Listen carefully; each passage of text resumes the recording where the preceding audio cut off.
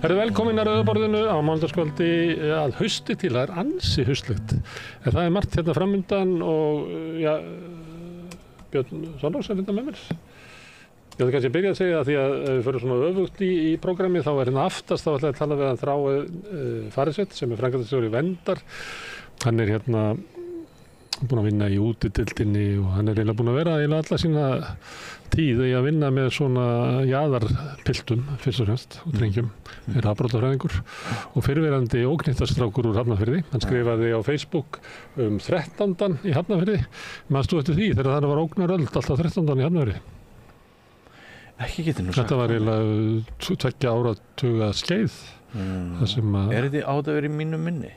Já, alltaf ekki komið fram á 9. áratuginn þegar þetta hættir sko. Okay. Það byrjar svona miðjan 7. áratuginn og er fram á miðjan 9. áratuginn myndi alltaf. Kveikt í bílum og bátum og rúður brotnar og óöld alltaf 13. Magnað. Hann tók þátt í þessu. Og hann skrifaði á Facebook eitthvað þetta og var svona að setja í samhengi við það sem við höfum verið að ræða hér ofbeldi meðal ungs fólks. Já. Og þegar hann reynslu mikil maður þá ætla ég að fá hann til þess að spjalla við mig hvort að ofbeldið hjá ungu fólki sé að versna. Hvort að við sem samfélag erum ekki góði að taka þátt í eða kannski líka hvort að við höfum kannski verið með einhver aðferðir af því að sumuleitir hann að benda á að það var undu ofan að þessu í Hafnarfirði með bara samstilltu átaki. Og ég held að hann sé eiginlega að halda því fram að við gætum alveg gert það sama. Það gæti verið verra ef við tækjum því bara svolítið alvarlega að þú þurfum að gera eitthvað. Já. Þetta er svona hluti af spjalli sem við höfum haft hérna og við munum halda því áfram.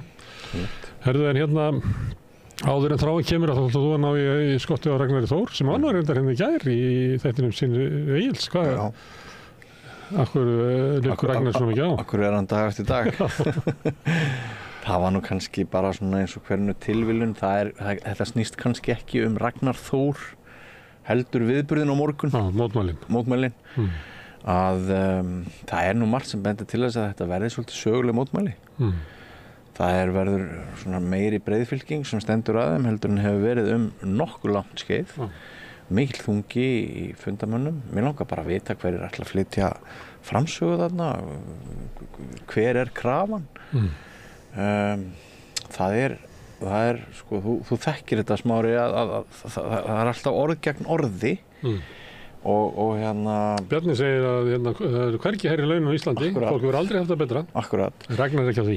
Nei, og það ekkert svæði þarna inn á milli sko þeirra sem eru alltaf með sinn málflutning þar sem að menn eru eitthvað að nálgast og við þurfum að fá að vita sko duga orðin ein og sér. Ég sá hérna graf sem að ég held að Stefán Ólafsson var að dreifa í dag. Það sem að kom fram að yfir 50% af fólki í Eflingu í erfiðleikum með að náta endan á saman. Já, þetta nefnilega rosalega tölum. Það fólk náttúrulega skilur ekki hvað Bjarni Benediktsson að tala þegar hann ræður svona. Nei. En Bjarni alltaf ekki ávarpað það fólk, hann bara ávarpað sitt fólk í Garðabænum. Já. Hann bara að berjast fyrir lífi sínu í Sjálfstæðisflokknum og búinn að gleyma því að þjóðin svona 85% ekki Sjálfstæðisflokkurinn núna samkvæmt skoðanakönnunum. Sem að tengist því kannski sem að þú ætlar að fá hingað hérna bara strax eftir einhverjar tilkynningar.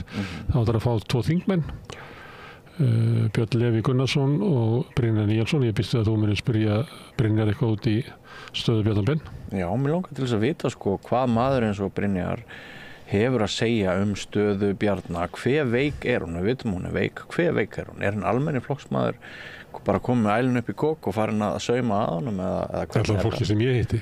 Já, Brynjar mér finnst hann hafa bara engan stuðning sko. Brynjar náttúrulega ekki þingmaður, hann bara varaþingmaður og hann aðeins óbundnari af því að tala. Þinn ekki þingflokknum og hérna hann var hafnað í prófkjöri. Já. Sem að hann tók ekki þátt í. Af því hann taldi sig ekki þurfa þess. Akkurat. Sem hann missaði kannski. En núna heyrði hann daginn verið að halda því fram að það ætti ekki að vera prófkjör. Það verið bara liðið sinn tíma. Það eins og maður heyrir að Kristrún muni bara planta sínu fólki út allt land á nokkra prófkjara. Ég veit ekki hvort það verið leiðin en maður heyrir það að kannski þessi prófkjörsleið og allt þetta mikla lýðræði sem átti að fylgja henni, kannski er þetta bara úr sögunni hérna á Íslandi, kannski verður þetta ekki tekið næst. En varðandi þingið, svo hérna bara langa með líka... Það byrjar á morgun, það er ekki bara mótmæla á morgun, það byrjar þingi á morgun, það þingsetning klukkan 1:30. Passar. Síðan kemur Sigurður Ingi Jóhannsson með sitt fyrsta fjárlagafrumvarp klukkan 4. Fjárlögum, já, það verður mjög áhuga. En hérna, sem sagt, eitt af því sem að náttúrulega skipar sess í þessu frumvarpi, það er sala Íslandsbanka í 2 hlutum og ég ætla að ræða við þingmanninn og varaþingmanninn í þinginu í kvöld núna eftir. Þá ætla ég að ræða hérna í söluna. Er hún nauðsynleg? Er hún góð? Er hún heimskuleg?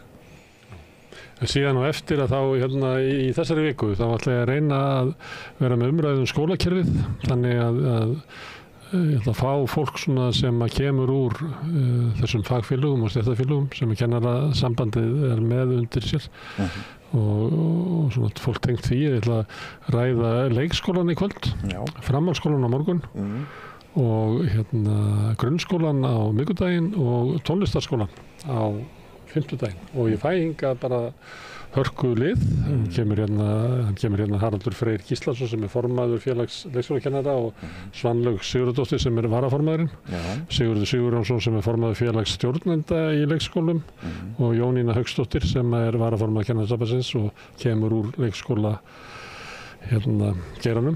Hugmyndin er svo að fá svona bara mat á því hvað gerum við vel í leikskólanum og hvað gerum við illa, hver er lausnin á því að laga kerfið og tala um þetta svona innan og frá þeim sem að hafa mestu reynsluna og hvers konar menntastefnu myndu kennararnir vilja hafa. Mér finnst þetta að vera rödd sem að vantar því að mér heyri svona mest svona, það er eitthvað svona MBA-lið sem er alltaf með hvernig ég reka skólana og helst að hafa eitthvað svona system til þess að passa það að kennararnir hlaupi ekki með skólakerfið okkar hérna út í einhverja vitleysu, út í einhverja mýri.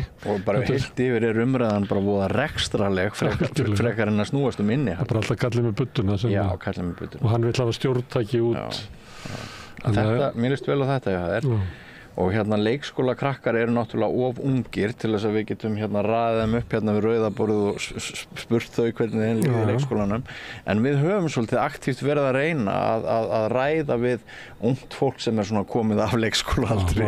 Framhaldsskóli plus. Já, framhaldsskóli plus í stað þess að vera að ræða. Ég ætla ekki að tala um háskólan með hérna. Nei. Þá myndi ég nú frekar kannski ættum við að gera meira því, sko. Jú. Það er náttúrulega verið að gera svona breytingar í háskólanum. Já. Ráðherrann þar er að það er eitthvað svona búin að taka til sín svona peninga úr sjóðunum og deili þeim út til svona verkefna sem henni líkar. Já. En þessi stefna sko að ræða við fólk frekar en fólk, það er líka bara eitthvað sem að ég held að við þurfum, íslenski fjölmiðlar, þurfum að gera gangskur í að hérna breyta. Já. Og við trúum því að verði til eitthvað út úr samtalinu okkar, þannig að ég býst við það verði eins og 4 fundur á kennarastofu hérna á eftir. Já, spennandi. Þetta er framhaldið, en áður en við förum í viðtöl hérna kvöldsins að þá ætla ég að geta þess að Björn Jónasson, útgefandi, hann lést á föstudaginn og ástæðan fyrir því ég getum það hér er að hann var fyrsti stjórnarformaður Alþýðufélagsins sem á og rekur samstöðina og var hans framlag hérna við svona uppbygginguna á samstöðinni þegar það var ekki alveg svona ljóst hvað við vorum að gera. Þetta byrjaði nú að við vorum bara að leika okkur hérna hópur í að búa til svona viðtalsþætti í COVID. Allir að vinna í einhver svona sjálfboðastarfi en ég hafði kynnst Birni og hann var útgefandi með mikla reynslu og ákaflega menningarlega læs að hann sá strax í þessu svona einhvern nista og hjálpaði mér til dæmis mikið við að svona móta það hvert þetta gæti farið af því að maður þarf stundum að hérna tala mikið til þess að svona sjá hvað samstöðun ætti bara alls ekki að verða og hvað hún gæti mögulega orðið. Og þú þekki það, Björn, að vinna á ritstjórnum að það er svona hlutverk fréttastjóra er oft þannig að hann hlustar á blaðamanninn hvað hann er að hugsa og segi kannski ekki mikið, þannig fyrst og fremst þolinmóð eyru og hjálpar blaðamanninu svona til þess að átta sig á því hvað hann raunverulega vill gera og Björn var mér mikill vinur að þessu leyti og hann var bara 70 og var að falla frá og mikill harmur fyrir hans fjölskyldu og vini og hann var vinur minn og ég mun saknast og hef saknað þess núna þegar hann hefur verið að hverfa inn í veikindin mikið, en ég vildi bara geta þessa að því að kannski væri við ekki hér nema vegna þess hvaða trú hann hafði gamli útgefandinn á þessu tilraunaverkefni sem vorum að leika okkur að. Ég held að það hafi verið Halldór Laxness sem sagði að það væri alveg sama hvað þú reyndir sjálfur að skipuleggja þitt eigið líf þegar allt kemur til alls ylti það allt á því hvaða mann þú hittir einhver tíma þegar þú labbaði niður Laugaveginn og hann myndi gjörbreyta öllu því sem að þú gerðir. Slíkir eru áhrifavaldarnir í lífi okkar stundum. Þannig að mjög stolt að minnast Björns. Og ég hefði mælt óska öllu þess að fá að hitta Björn Jónasson á göngu sinni niður Laugaveginn. En nú er það bara ofsett. Og með honum hverfur svo veröld sem hann var. En við höldum arfleðinni. Við höldum arfleðinni. Og hann var fram í andlátið. Var hann mikill stuðningsmaður samstöðunar og meira þess að heyrði ég það frá fjölskyldunars að þau vildu að fréttin af andlátið hans birtist í samstöðunni sem við birtum í gærkvöldi af því að hann vildi að vera fyrst á samstöðunni. En þannig nú það, við ætlum að taka okkur örstuð hlé og svo sest Björn í sæti sem ég er í og fær 2 þingmenn, einn þingmann og einn varaþingmann í réttur augnablik. Gerist áskrifendur á samstöðinni og taki þátt í að byggja upp öfluga og róttæka samfélagsumræðu. Með því að ganga í leigjendasamtökin styður þú baráttu leigjenda. Leigjendasamtökin eru fyrir öll þau sem vilja vinna að réttlæti og öryggi á húsnæðismarkaði. Leigjendasamtökin.is Allir þættir samstæðvarinnar eru fáanlegir á öllum helstu hlaðvarpsveitum. Þarftu að tala borgarfulltrúa. Borgarfulltrúar Sósíalistaflokksins eru með viðtalstíma alla mánudaga klukkan 13:30 til 14:30. Það þarf ekkert að bóka tíma, endilega kíkja við í Bólholt 6, 105 Reykjavík. Við erum í útvarpinu á FM 89,1. Segðu það á Samstöðinni. Samstöðin er í eigu hlustenda, áhorfenda og lesenda. Sláist í hópinn og gerist áskrifendur. Allt það besta er ókeypis. Hrósaðu náunganum. Það er betra. Samstöðin, þar sem manneskjurnar koma saman.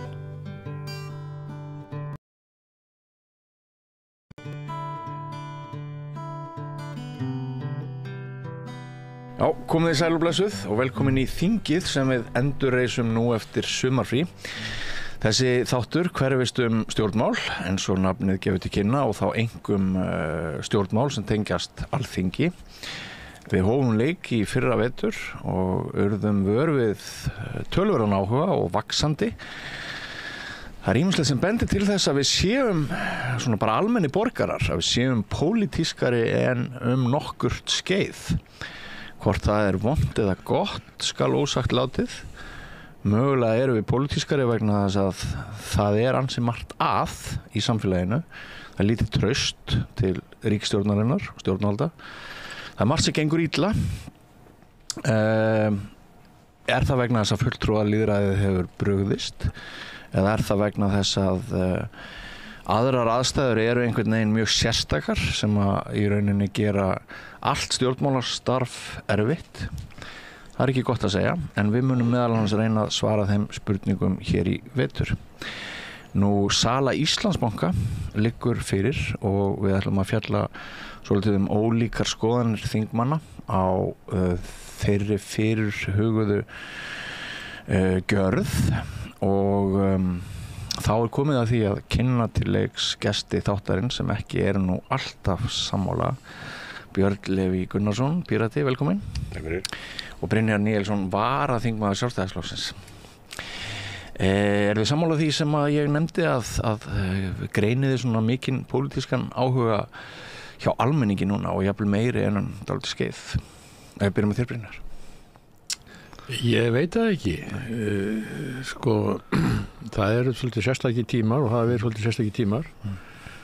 Við fáum COVID og við fáum Grindavík og það sko atvinnulíf á fleygiferð, við þurfum mikið vinnuafl, kallar á mikið húsnæðiskort og mikla verðbólgu og háa vexti og þá eru þetta svolítið pirringur og þá eru svona harðari umræða. Já. Svo eru svona summannana verk sem eru líka mjög umdeild. Er það ekki rétt nafni? Jú, ég held að það sé alveg rétt hjá Emil Brynjari að við komum hérna úr COVID dálítið dauf í rauninni og pólitíkin þá var í dálítilli uppgjöf eða rauninni bara uppgjöf gagnvart pólitíkinni einhvern veginn. Sem útskýrir gott fylgi Framsóknarflokksins í síðustu kosninga. Hér bara versta að kjósa Framsókn allavega þá erum við í annarri svona stöðu núna þar sem að vextir og verðbólga hefur bara haft áhrif á veskið á fólki og þá fer fólk að spyrja hvað að gerast og hefur svona aðeins öðruvísi áhuga á pólitík heldur en fyrir síðustu kosningar. Það alveg tvímælalaust meiri kröfur sem verið að gera. Skiljanlega. Alþingi verður sett á morgun. Við vitum ekki alveg hvernig gengur að koma saman fjárlaga frumvarpinu en við vitum að það skiptir sennilega máli í efnahag ríkisins næstu misserin að selja Íslandsbanka og ef við byrjum á þér, Brynjar, það svona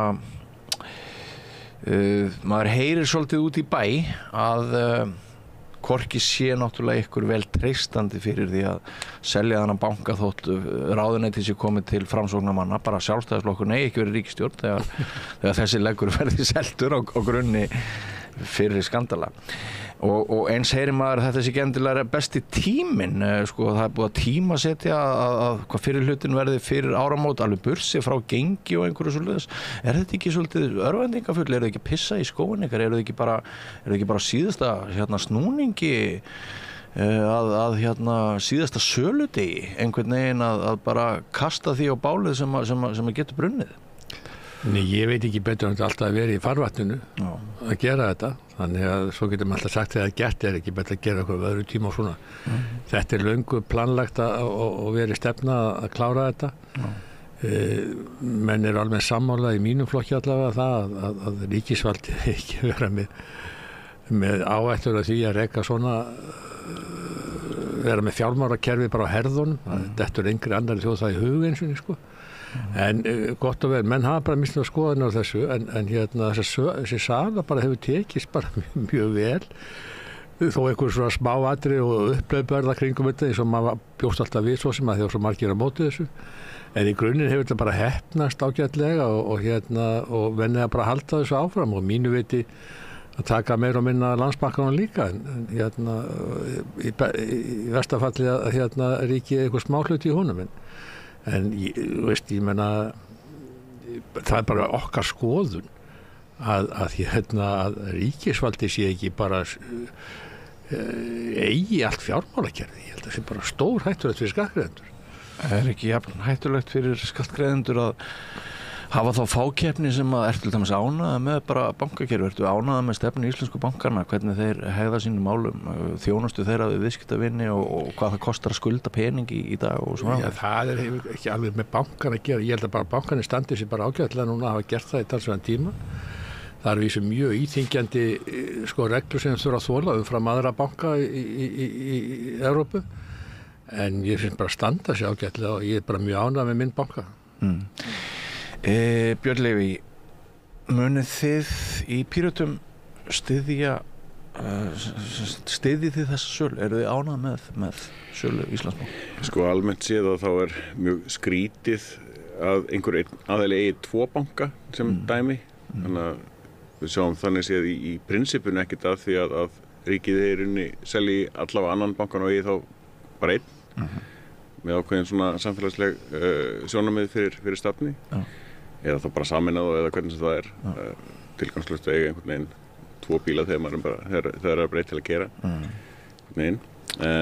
En það hefur alltaf verið sko, haft til hliðsjónar í öllu þessu ferli að þegar að kemur sko, að sölu að þá sé það gert af því að aðstæður eru heppilegar til sölu.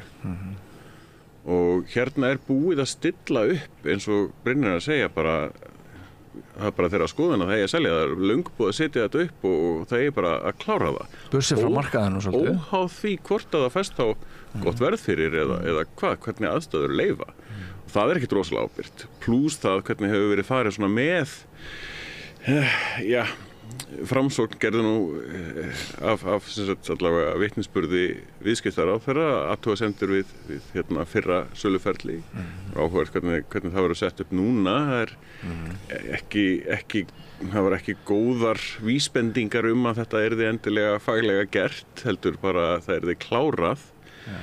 Hvað var þar svona mistökin sem að þau búið að vera að gera, þau eru ekkert smávægileg.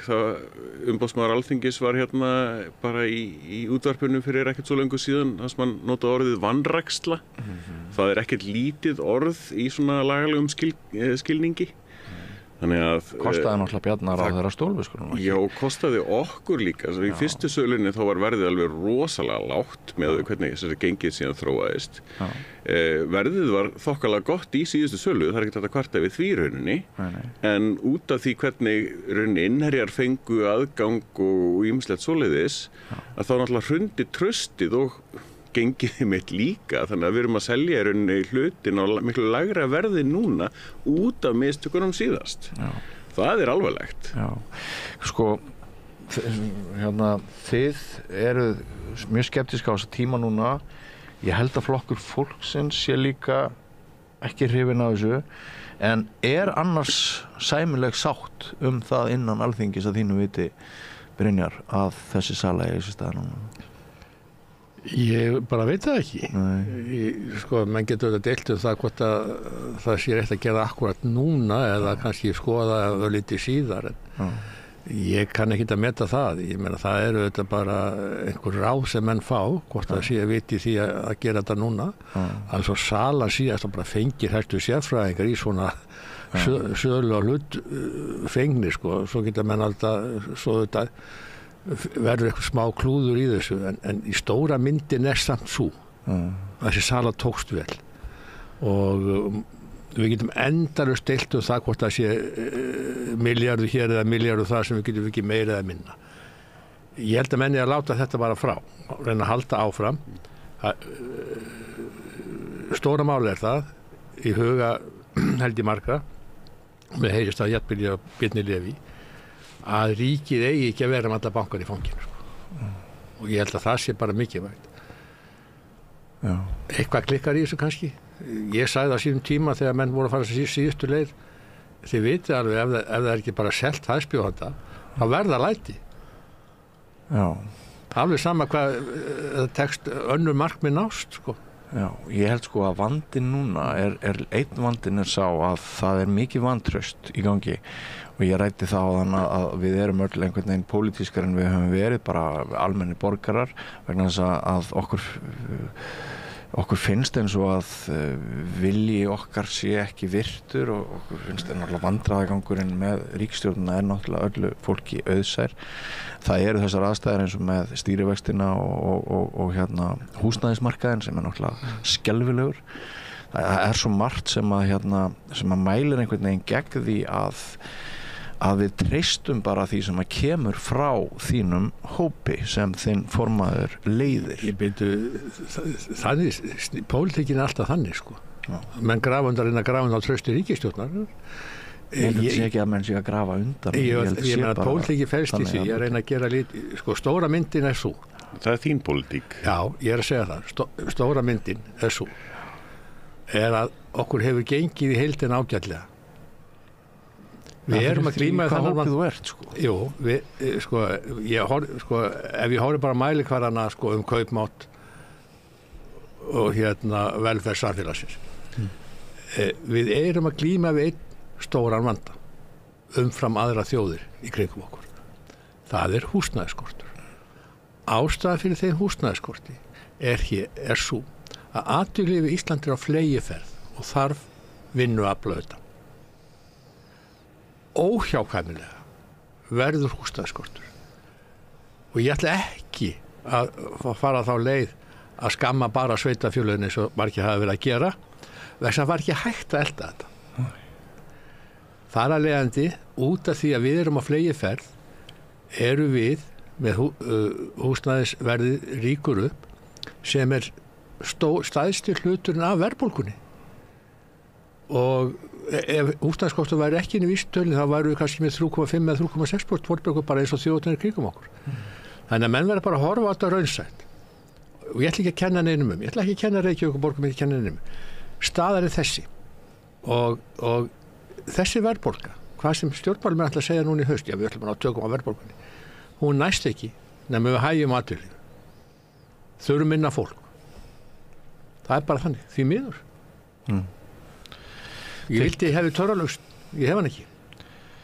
Nei. Ég ætla bara að taka þetta undir þetta með að segja, því að þetta er rauninni staðan eins og hún er. Það er hins vegar hægt að fara aðeins pínlítið dýbra og sjá að húsnæðisskorturinn byrjar þarna 2016-17. Þá er að koma skýrslur frá núverandi húsnæðis- og mannvirkjastofnun, áður lánasjóðunum, íbúðalánasjóði, þar sem að það var gerð grein fyrir svona uppsöfnaðri íbúðaþörf. Það voru gamla syndir þá svolítið. Pínlítið, vissulega, en þær voru ekki þarna 2016, en voru komnar inn í skýrslunar 2017. Þá strax átti að grípa til að gera. Það gerðist ekki. Síðan hefur vandinn undið upp á sig. Fólksfjölgunin hefur orðið miklu hraðari heldur en var gert ráð fyrir.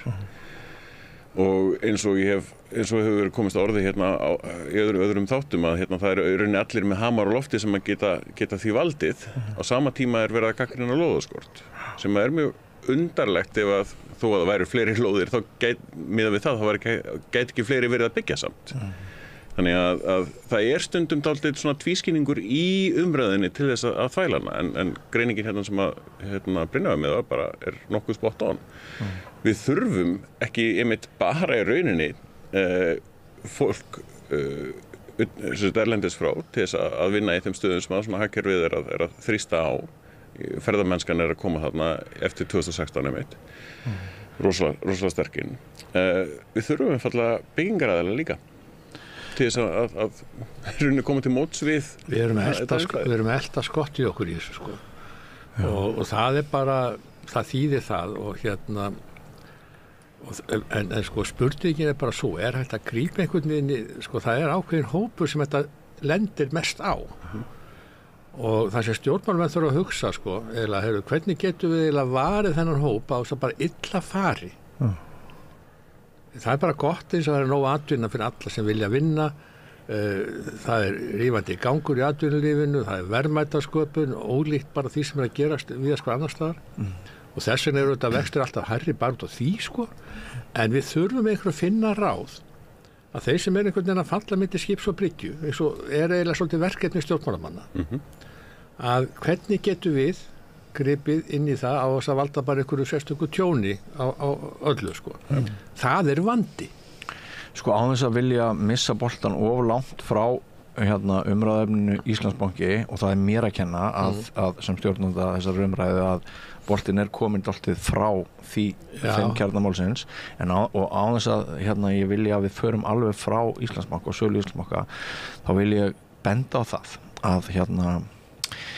að eitt af því sem skýrir þetta vantraust almennings núna og bara vonda líðan almennings hvort sem að það er gagnvart húsnæðis krísunni eða einhverju öðru er að sko það er svo lítið að leiðandi stjórnmálamenn taki utanum þjóðina nú á erfiðum tímum og ég er enn að hugsa viðtal sem ég heyrði við norskan ríkisborgara sem hefur búið á Akureyri núna töluvert skeið og hann var að bera saman hvernig norsk stjórnvöld koma reglulega fram í fréttatímum norska ríkisútvarpsins og öðrum fréttamiðlum til að tala við þjóðina og biðjast afsökunar á því að það sé verið að leggja óbærilegar byrðar á norðmenn, jafnvel til miklu skemmri tíma heldur en núna og á miklu minni skala.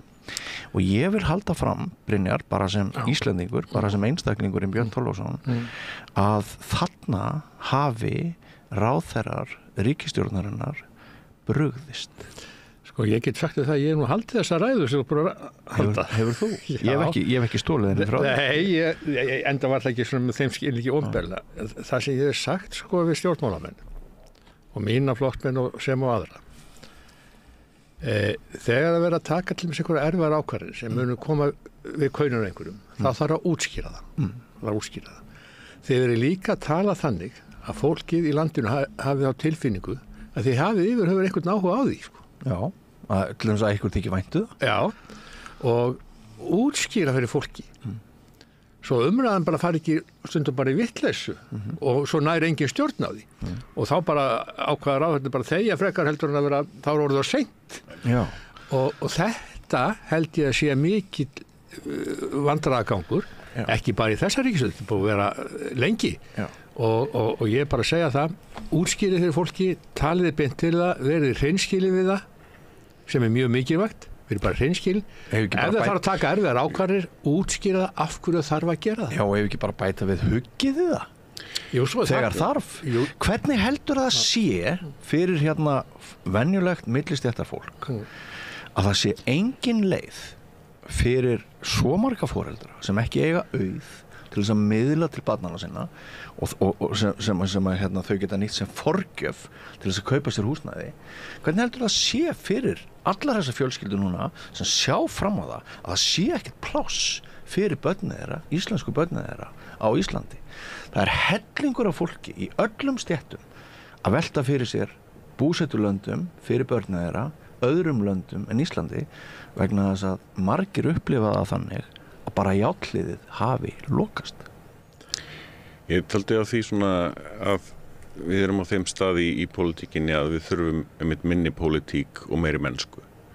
Við erum búin að vera að reyna að tala dálítið tæpitungulaust við ríkisstjórnina á undanförnum misserum, bara reyna að segja hlutina eins og þeir eru, en pólitíkin hefur tekið í, og ríkisstjórnin hefur tekið í dálítið mikilli vörn, af því að alla jafna, þá eins og Brynjar kannski lýsti aðeins hérna áðan, að þá hefur það verið menningin hjá pólitíkinni aðeimitt bara skjóta, stjórn og stjórnarandstöður bara skjóta á hvort annað, þetta er svona morfís einhvern veginn keppni. Mikil morfís. Þannig að þegar að stjórnarandstaðan hefur verið að segja, sko, þetta gengur ekki svona, vanrækslan gengur ekki, ábyrgðarleysi gengur ekki, þegar þeir eru að setja fram fjárlögin í rauninni án útskýringa það hvernig í rauninni verið að uppfylla sko bara lög, miðað við samt endalausar biðlast og segja bara að það sé allt í himnalagi, þegar það svo greinilega ekki. Það er bara ákveðin gaslýsing. Það er aldrei allt í himnalagi, Björn, sko. En sko skalinn á þessu er dálítið svakalugur. Þegar það er verið að benda á augljós vandamál, eins og þú segir, sem er alltaf í gangi, þá höfum við ekki fengið rauninni áheyrn. Við höfum bara fengið gaslýsingar að þetta sér nú bara allt í fína lagi. Við höfum aldrei haft það betur, kaupmáttur aldrei verið betur og svo framvegis. Það er alltaf verið að svona tína úr svona þessar einstöku jákvæðu prósentur sem að bara almennt fólk finnur ekkert fyrir. Meðaltalið er notað þegar að miðgildið er raunsærra og alls konar svoleiðis tölulegir útúrsnúningar sem maður skilur alveg að fólk vilji reyna að láta hlíta vel út sem að fólk er að gera, en við höfum ekki fengið sko stjórnvöldin og pólitíkinarinn til að horfast í augu við að það er vissulega djúpstætt vandamál. Ertu það ekki að tala um stjórnarandstöðuna líka þá? Nei, ég er ekki að tala bara um stjórnarandstöðuna, hluta stjórnarandstöðunar, vissulega, ég skal alveg segja það, vissulega. Það er eins og gengur að gerist. Þá eru sumir ennþá í þessari bara skotgrafapólitík, það er bara á báða bóga. En það eru þarna bara mjög greinargóðar sem sagt lýsingar á því hver staðan og það ekki hlustað og ég skil að vissuleyti af hverju það ekki hlustað. Það stundum erfitt að greina á milli hvað raunveruleg gagnrýni og hvað bara skotgrafapólitík og það ennþá erfiðara fyrir fólk utanfrá.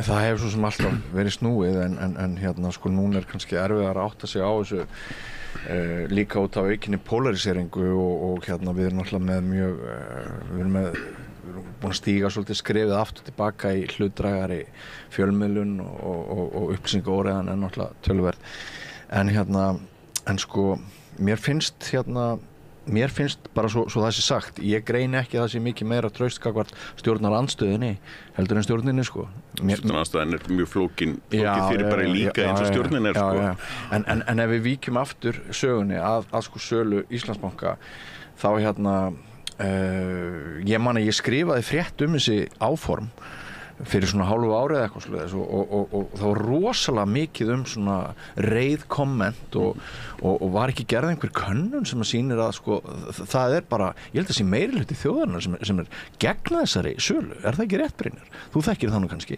þið eitthvað að skoða skoðanakannanir áður en þið tekið stóra ákvarðanir hérna mjög nálægt því að vera meirihluti ef það ekki meirihluti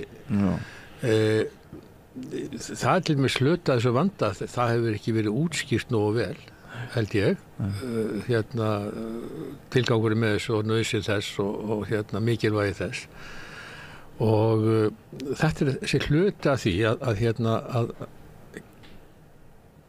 geta einhvern veginn ekki almennilega komið þessu frá sér með skiljanlegum hætti þannig að svona menn átti sig allavega á þessu við verðum aldrei sammála allt og hérna og þegar við erum að tala ábyrgð sko, þá snýst líka svolítið ábyrgð sko, annara stjórnmálamann heldur bara að stjórna meirihluta og hvernig pólitísering verður og hvernig þessi átök verða en að því þú svolítið haldaði þessi Íslandsbankasölu sem ég finnst nú vera eiginlega bara smámál í dag en allt í lagi þetta tilfinningamál fyrir marga og ég veit auðvitað bara fullt af fólki með þá bara pólitísku skoðun að ríkið eigi bara að eiga þetta það sé bara hagur ríkisins og hérna og menn tala að selja mjólkurkunna og eitthvað svona, ég hugsa með mér hvað hefði nú gerst þegar við átti þessa banka þegar hrunið var sko með þeim hætti. Nei, ég meina sko bankastarfsemi að breytast og ég held að ríkið sé bara ekki rétti aðilinn til þess að vera sko að reka þessa banka og vera með einhver eiginstefnu, ég held að það sé best en þegar við komum aftur á pólitíkinni við verðum að geta verið trúverðug við verðum að kunna tala við fólki í landinu útskýra hlutina og segja ok, við getum verið sko tekið pólitískt debatt eða umræðu ákveðna hluti því við erum bara ósammála og reyna að rökstyðja það en ef þú getur aldrei útskýrstöð fyrir Jónu og Gunnu þá verður við alltaf í vandamál þá verður alltaf tókstreita, það verða vantraust og svo framvegis ef stjórnmálin ráð ekki við þetta þá kannski þeir ekkert sérstaklega á góðum stað sko, eða stjórnmálin yfir höfuð. Sala Íslandsbanka smámál? Nei, alls ekki sko. Þeir eru ansi margir milljarðar á bakvið sem að geta aldrei talist frá smámál, ekki séðan sko. En hérna... Þetta líka bara pólitísk ákvörðun sem stór í ákveðnum skilningi. Og hún sko, hún þarf traust, alveg eins og útskýringarnar þurfa traust. Að meira segja þegar að stjórnmálamenn og ríkisstjórnin kemur með sko bara heiðarlegar og hreinskilnar sko útskýringar þegar það vantraust á trúir fólk þeim ekki. Þess vegna traust svona mikilvægt. Þess vegna gagnsæi og upplýsingafrelsi svona mikilvægt líka til þess að þegar að það koma einhverjar yfirlýsingar eða útskýringar frá stjórnvöldum að það sé hægt að ganga í það bara skref fyrir skref að sjá að það sé rétt. Þá aflar þér líka trausts í kjölfarið. Og þetta búið að vera skortur á bara allt þetta á síðasta kjörtímabil þegar við leitumst eftir spurningum þegar við reynum að kafa ofan í hvernig ákvarðanir voru teknar þá fáum við bara nei, máli lokað ekki skoða þetta meira og það þannig svona áferð sem að við eigum dálítið erfitt með hérna einhvern veginn á Íslandi að við náum aldrei ábyrgðinni á þann stað sem hún á heima. Það axlar engin ábyrgð á lokum. Það alveg í næsta skipti sem að ekki tekin einhver ákvörðun. Þá heldur ekki hægt að láta neitt axla ábyrgð af því að það var fordæmi fyrir því að sleppa því og okkur sá ekki að sleppa þegar síðast slapp en svo framvegis. Brynjar, nú ætla ég að víkja að öðrum sálmum. Ég ætla að spyrja þig í hreinskilni. Þú ætlar að vera einlægur og opinn við okkur. Þú ætlar ekki að vera klæðið til neittbúning. Þú ætlar bara að vera heiðarlegur og segja okkur hvernig þið leið tilfinningalega þegar þú sást að Miðflokkurinn var orðinn stærri en Sjálfstæðisflokkurinn í könnunum daginn. Ég var bara mjög áhyggjufullur. Ég hef bara alveg að viðurkenna það. Og ég sagði bara, hugsaði með mér, þurfum við 2 Framsóknarflokka í landinu, sko. Ég meina, ég kann ágætlega við allt þetta fólk og ég er sammála Sigmund Davíð í einstökum svona málum. En þegar menn skoða flokkin og umræðuna á samfélagsmiðlum, þá er þetta bara Framsóknarflokkur. Menn sko ekki halda annað. Eru þeir ekki meira til hægri heldur en Framsóknarflokkur? Nei, þeir eru kannski aðeins þjóðlegir í umræðunni, sem ég kalli ekki endilega til hægri.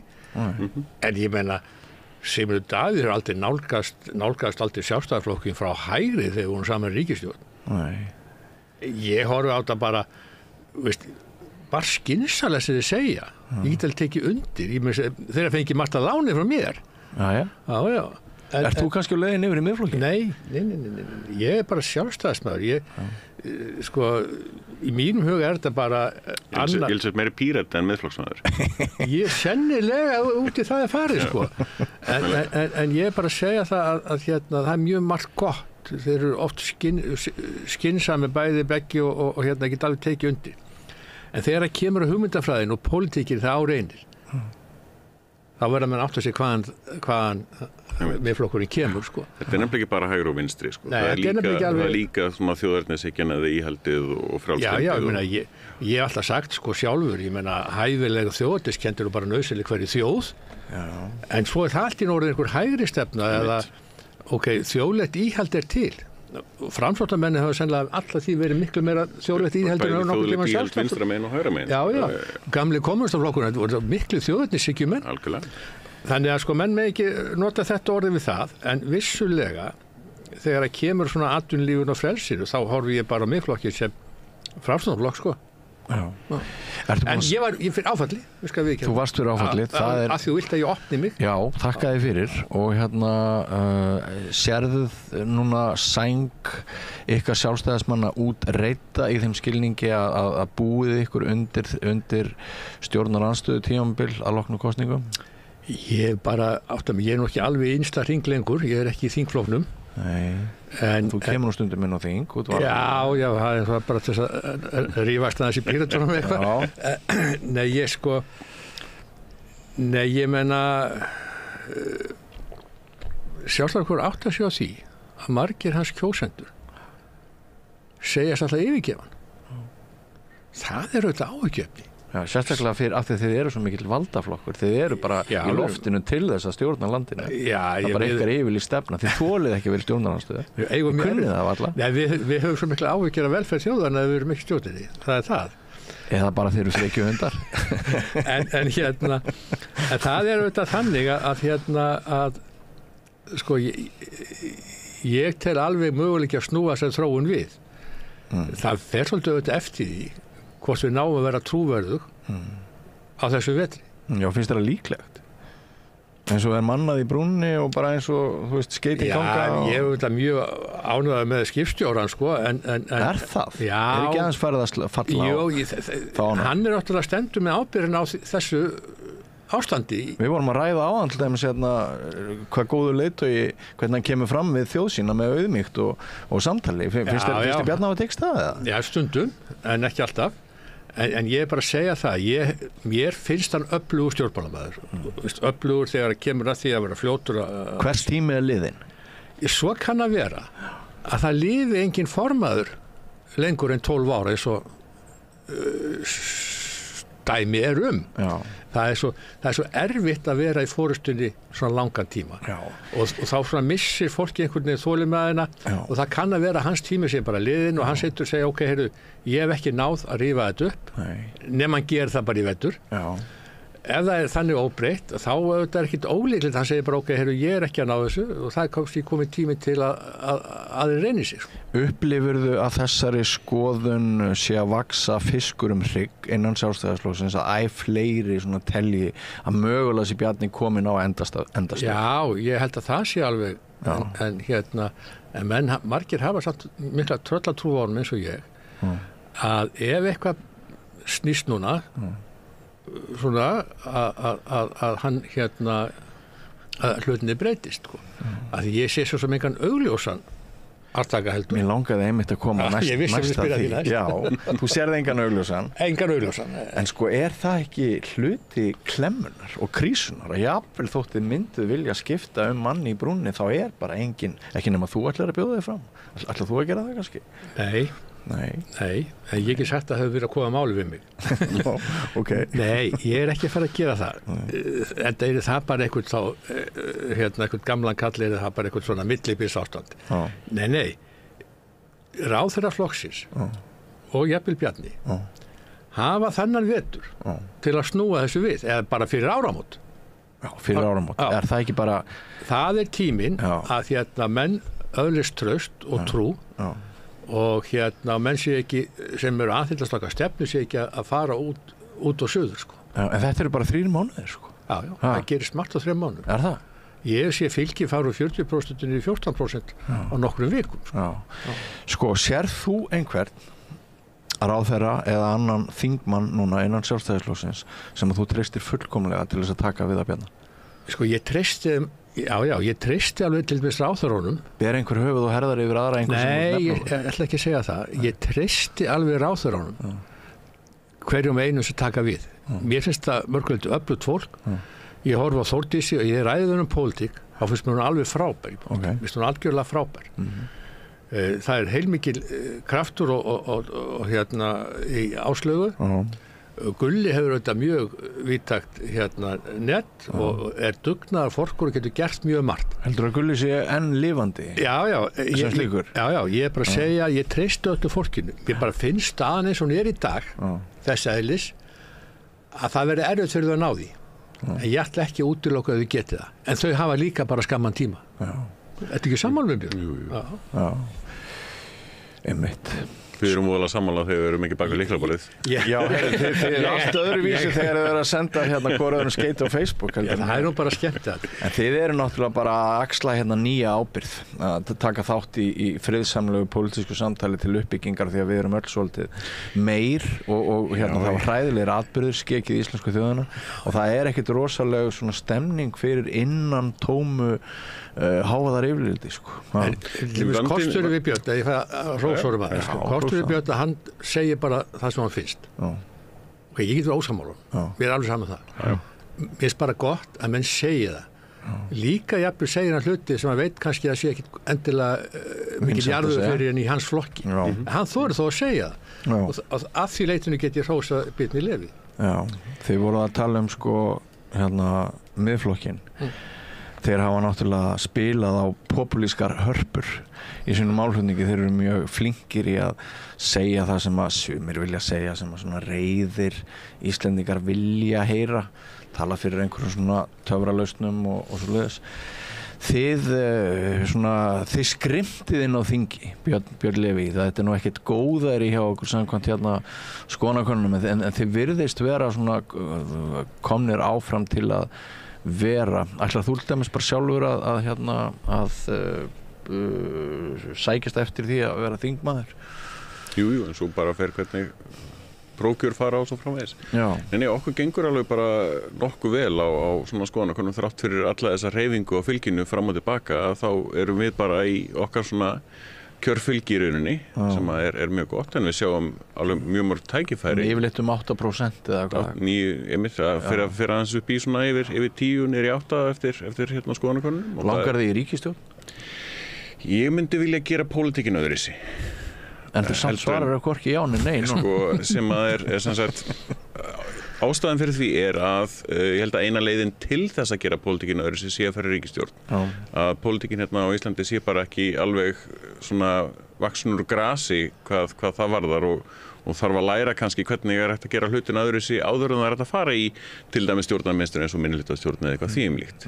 En það mér væri óskandi ef við getum bara gert það strax. Þannig að ég myndi frekar vilja það heldur en fara ríkisstjórn, þess að svara ég svona til þess að reyna að hafa þetta nákvæmt. Sko, þetta er svo áhugavert svona hversu mikill leikur pólitíkin yfirleitt.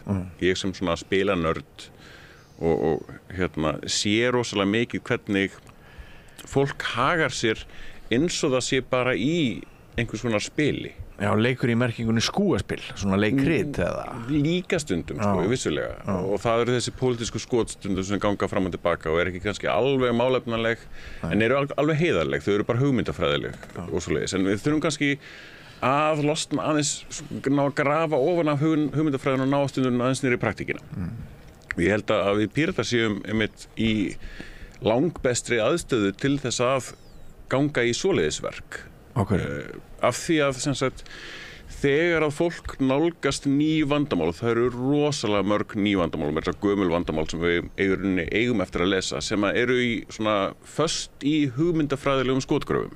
Það bara skal selja Íslandsbanka af því að það skoðun Sjálfstæðisflokksins að það ekki vera neinn ríkisfyrirtæki og þá bara skal hann seldur. Og meðan það eru aðrir flokkar sem bara, nei, það á að vera samfélagslegu rekstur og svo framvegis. Við erum ekki föst í þessu hægri vinstri kreddudóti, þannig að við getum skoðað hvað bara praktískt að gera í hver skiptið. Þegar það koma nýjar áskoranir, þá hugmyndafræðin ekki að binda okkur í að það sé bara ein ríkislausn eða ein einkalausn eða eitthvað þess háttar. Hvort tveggja möguleiki bara svo lengi sem það hagnast öllum. Við þurfum hagkerfi, við þurfum efnahag sem virkar fyrir fólk en ekki bara suma. Og það það sem hugmyndafræðin hefur verið pólitíska hugmyndafræðin hefur verið að þröngva svona í rauninni landun í þessar svona hugmyndafræðilegu þessi síló sem að virka fyrir suma hópa, að vinna fyrir sína hagsmunaaðila, bara að vissu liti mjög eðlilegt, en það þurfa allir að búa hérna í landinu, bæði vinstri fólk, hægri fólk, þjóðernissinnar, frjálslyndir, það þurfa allir að búa hérna og vera með stað fyrir sig. En Björn, þetta er ekki spurning að selja banka eða eiga samfélagsbanka. Það engin samfélagsbanki. Jú, þetta er landsbanki. Já, það ekki. Ríkið á bara þessa banka. Bjarni var mjög skýr með það þegar hann setti í rauninni eigendastefnuna gagnvart bankunum þegar við áttum með þess að líka hluti í Arion banka. Að það var í rauninni verið að reka þá á hámarks í rauninni arðsemiskröfu til þess að auka andvirði þeirra til þess að selja. En hverju borga fyrir þennan arð? Það eru viðskiptavinir og þegar þetta ríkisákvörðun að ríkisbanki reki sig í hámarks arðsemi til þess að það sé hægt að greiða arðinn í ríkið, þá einhver að borga fyrir þann arð. Það bara óbein skattheimta þegar allt kemur til alls. Já, nú alveg komið til móður. Allt í lagi með það. Það var ríkisákvörðun að hámarka skatt, það gert með því að hafa hærri vexti. Hverju borga fyrir það? Þeir sem eru að taka lánin. Þetta ríkisákvörðun að hafa háa vexti. Þetta bara marka. Sem ég bara að segja við þig það að ekkert... Ekki þeirra ríkið á þetta alltaf mitt. Það sem ég bara að segja við þig, Björn, að þú varst talað við viljum selja bankar og hinni sem vilja geta samfélagsbanka. Eignarhlutur ríkis í bönkunum hefur ekki verið samfélagsbanki, hann verið bara rekið eftir hlutafélögum eins og öll önnur hlutafélög. Sem vandi, einmitt. En talandi hins vegar populisman, sem þú spurðir að, með Miðflokkinn, þá hann ekkert einn í því, Mér skul ekki halda það. Hverja myndirðu nefna Það er hluti af pólitík, svona ákveðin populismi. Gerum greinum mér á populism og líðskurum. Það það kannski það skiptir máli af því að populismi getur alveg verið jákvæður. Það hluti af því að hlusta bara á fólk. Það er sem líðskurum. Það sem ég ætlaði að segja, því við vorum að tala það að við vorum að geta að tala við fólk og látið það vera þannig líkt og þannig að við höfum að mista einhvern áhuga á því. En það mikill munur á því að tala við fólk og hafa einhvern áhuga á fólki heldur en populismi í mínum huga. En tækifærismennska auðvitað bara hluti af pólitík og á endanum þetta spurning til hvaða stjórnmálamanna ber ég traust til þegar upp á staðinn. Algjörlega.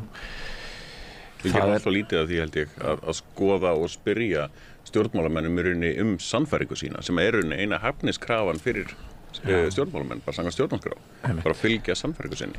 Ég veit að herra menn að tími ykkar á þrotum, þið þurfið að víkja annað, en má ég spyrja ykkur aðeins svona í lokin út í líkurnar á því að vinstri grænir reyna að kaupa sér framhaldslíf í stjórnmálum með því að láta brjóta á einhverju máli og kljúfi ríkisstjórnina áður en þetta kjörtímabil á enda. Ef við byrjum á þér, nafni. Þau munu tvímælalaust leggja fram mál sem að verða erfið fyrir samstarfsflokkana og augra þeim til þess að slíta en þau mun ekki slíta sjálf. Þau eru búin að vera að reyna þetta allt kjörtímabilið. En bara þetta svar þitt, Brynjar, það sýnir manni sko vandan sem við að eiga, ólguna sem að verður á þessu þingi og líkurnar á útgjöldum og brunaútsölum og alls konar skilur þetta, það stefnir ekki friðvænlegan þingvend. Nei, það gerir það ekki. Það verður þetta ólga þegar flokkur er komin í þá stöðu sem er ríkisstjórn að hverfa þingi. Þá verða menn auðvitað að reyna að finna einhverja leiki, hvernig getum við náð okkar kjósendum tilbaka. Það verður ekkert einfalt fyrir þá. En ég held að því ekkert að ef þeir bara verða eins. Þannig að mér finnst ekkert ólíklegt að þeir grípi til einhverja aðgerða. Eins og það að segja, heyrðu, við getum ekki verið með ykkur þið eru bara hatið fólki í landinu eitthvað svona. Sko. Ég sammálaður, þannig að líkurnar á að við gætum kosið fyrr heldur en við erum að hugsa núna, þær eru nokkrar. Já, það er veðmálstuðull á því. Ef við mættum veðja, þá myndum við veðja. Heyrðu, herramenn, kæra þakkir fyrir komuna. Við komast ekki lengra með þetta í dag. Takk fyrir. Og víkjum þá að næsta kafla þessa þáttar í kvöld hjá okkur á Samstöðinni. Þarftan að tala borgarfulltrúa. Borgarfulltrúar Sósíalistaflokksins eru með viðtalstíma alla mánudaga klukkan 13:30 til 14:30. Það þarf ekkert að bóka tíma, endilega kíkjum við í Bólholt 6.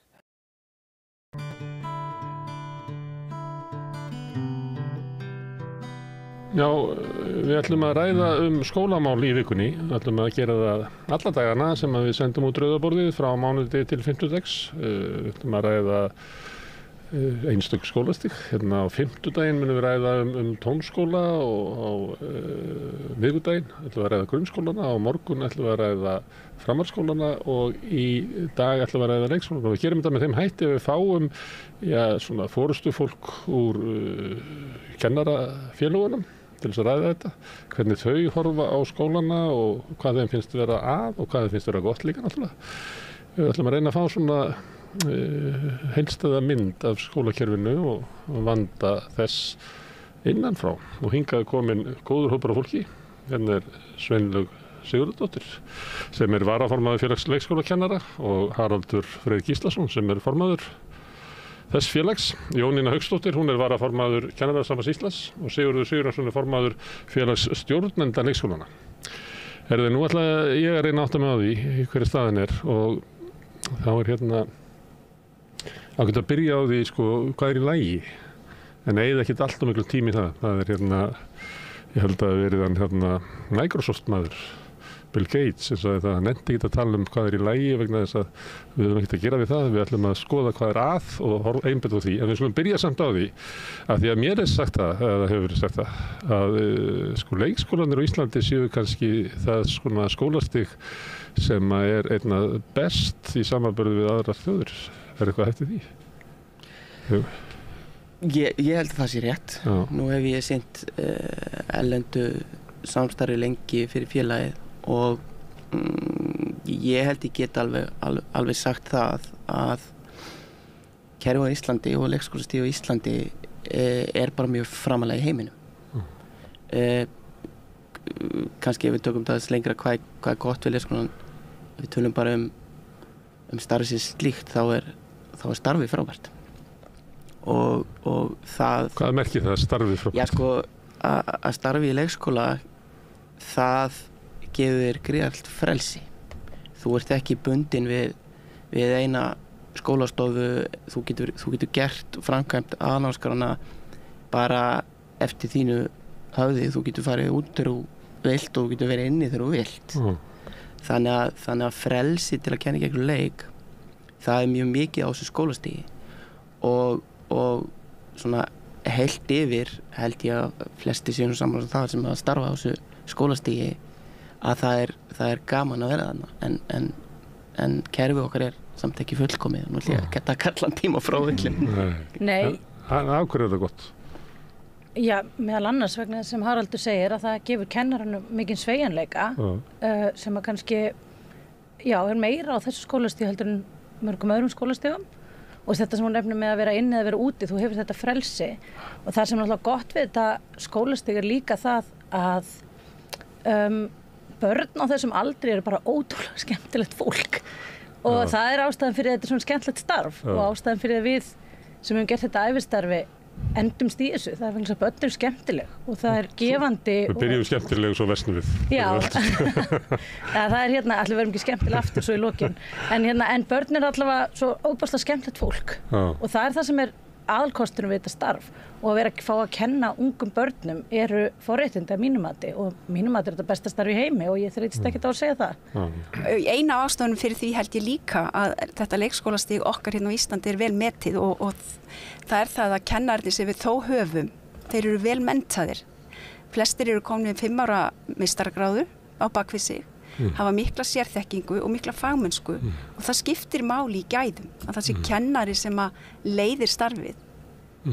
Eitt sem mér var sagt að ástæðan fyrir að íslensku leikskólar væru svona góðir að þeir voru formaðir alveg á besta tíma svona í kringum svona 1970 sem að kemur svona tilnum til þess að gera það og það var eiginlega sko besti tíminn sko í það sem að var gat fyrir svona hvað við segja bara húmaníska sýn á skólakerfið að sleppa í gegn. Já, en það kannski sýnir að sé líka Það meina grunnskólinn alltaf að reyna að laga gamalt kerfi sko. Já. Og það er líka einn af okkar stæðstu styrkleikum leikskólakerfisins, það er fólkið, það er mannauðurinn og það finna allir fyrir álaginu, það finna allir fyrir því kennaraskortinum og öllu þess sem er í gangi hjá okkur, húsnæði og fleira en síðan er það þetta fólk sem er með starfið í hjartanu, sem heldur þessu gangandi og það eru stjórnendur sem svo eru könnun þetta að þeir finna fyrir öllu þessu álagi en þeir finna líka að þeir ráða ágætlega við það að ákveðnu marki. Þannig að það er styrkleiki kerfisins, það er starffólkið. Ok, þá erum við búið með það. Hvað er í lagi? Þá kemur það hinnu. Það var tóldi lítill tími sem fór í það. Við þurfum ekki að laga það. Við þurfum ekki að hugsa of mikið það. En við þurfum samt að vita af því svo við þurfum ekki að eyðileggja það sko. Sem er náttúrulega alltaf okkur eftir. En hvað er að? Kannski ég fæ að taka bolta fyrst. Það sem er fyrst og fremst vandi leikskólastigsins að mínum mati er skortur á kennurum. Og það er ekkit íslenskur vandi bara, það er bara alheims vandi. Við þurfum fleiri kennara. Þurfum við að mennta fleiri kennara eða þurfum við að halda kennarunum í leikskólanum þannig að það fari ekki að vinna eitthvað annars þar? Við þurfum bæði. Við þurfum bæði að mennta fleiri kennara og við þurfum að halda þeim í leikskólanum. Þetta, sko við getum leyst, ég ætla bara að segja allan vanda leikskólans ef okkur tekst að fjölga kennurum umtalsvert. Og það er ærið verkefni. Og það er búið að vera vitað í áratugi og við erum búin að tala það í marga hringi í fleiri áratugi að þetta þurfum við að gera og þú veist og sjálfsög hjálpar ekki sko það að kerfi stækka náttúrulega við erum alltaf að reyna að brúa hið alræmda bil á milli fæðingarorlofs og leikskóla og það er bara, ég vil ekki segja illframkvæmanlegt, það er óframkvæmanlegt án þess að við fjölgum kennurum. Og þá þarf maður að hafa í huga það ekki að þegar þú fjölgar lengir leikskólan niður á við að þá er hlutfallslega fleiri kennara sem að þarf á milli 1 og 2 ára. Eðlilega. Heldur en milli 4 og 5 ára. Það er rétt. Já, eðlilega. Því yngri sem börnin eru, því fleiri þurfa kennararnir að vera. Var það ákvörðun tekin að fara þangað sem að sum sveitarfélög hafa gert án þess að hugsa hvað þyrfti til þess að geta staðið við þá þar lofast? Já, það var eiginlega að mínum að þetta annað af stað án þess að hugsa hlutina til enda. Það var í rauninni ekki farið af stað með neina svona þverfaglega umræðu eða stefnumótun í málefnum 1 til 2 ára barna á Íslandi. Og það er svolítið það sem ég hef verið að tala fyrir allstar þar sem að ég fæ orð er að við sem samfélag einhvern veginn tókum aldrei þessa ákvörðun og 1 til 2 ára börn ættu allt í einu að fara í leikskóla. Það kom bara einhvern veginn allt í einu var það komið frá sveitafélögunum án þess að fagfólkið hafi verið með í umræðunum hvað er best fyrir 1 til 2 ára gömul börn. Það er ekkert allar rannsóknir sem sýna það sem er best fyrir öll 1 til 2 ára gömul börn að vera í leikskólum og sérstaklega ekki því umhverfi sem að leikskólar á Íslandi bjóða upp á í dag. Og þetta er eitthvað samtal sem að ég myndi gjarna vilja bara sjá og veri farið af stað með í samfélaginu almennt, bara hvað viljum við fyrir 1-2 ára gömul börn áður en að sveitarfélögin eru búin að lofa upp í ermina á sér einhverju sem þau get ekki staðið við vegna það er ekki til fólk til að sinna því. En þú spyrir marga foreldra sem hafa verið að mótmæla með hann í Ráðhúsinu, kannski ekki nýlega en fyrir árið síðan var mjög mikil mótmæli þar, að þá fæðingarorlof búið og við þurfum að komast út á vinnumarkað við hjónin. Við skuldum húsnæðislán og eitthvað hlurra og þið verður bara að taka barnið. Til að geta tekið barnið, en til að geta tekið börnin inn, þá þurfum við kennarana. Við þurfum að byrja á vitlausum enda. Fyrst þurfum við að manna skólana með kennurum sem hafa sérfræðiþekkinguna, hafa fagþekkinguna og vita hvað er best fyrir börn svona ung. Þannig að fyrst þurfum við að manna, svo getum við tekið börnin. Það getur tekið ár. Það tekur meira en ár. Það getur tekið mörg ár, en ef við setjum þetta aðeins í samhengi með svona tölulega að síðustu 25 ár, ef við bökkum 25 ár eftir í tíman, þá voru álíka mörg börn á leikskóla aldri á landinu og í dag. En kerfið á þessum tíma hefur tvöfaldast. Þannig að hvernig útskýrðu þetta? Það er af því að við vorum ræðan, það er koma yngri börnin og öll börn eru þá lengri, eru búin lengja vistunartíman sinn. Við erum að meðal vistunartími var orðin 8+ klukkutímar á dag og algengur vistunartími var 9 klukkutímar. En síðan koma yngri börn líka. Þannig að vistunartími fyrir 25 árum var kannski algengur 4-6 tímar. Þjóðfélagið hefur breyst og þarfirnar hafa breyst. Þannig að við þurfum auðvitað þá að fjölga kennurum 25%, nei 100% með við þennan saukningu. Þannig að það voru jafnmörg börn á leikskólaaldri, en það voru bara færri börn í leikskóla og skemmri tíma. Skemmri tíma. Það er aðalega tíminn, lengd viðveru er það sem skiptir mestu máli þarna. Og yngri börn. Það er stæðsta breytan. En þegar þú segir að þú líka vantir svona samtal í samfélaginu, hvað ætlum við að gera í málefnum 1-2 ára barna, að þá náttúrulega kemur líka til greina bara að lengja fæðingarorlofið. Kannski það einfaldast? Það væri fljótvirkast, sko. Og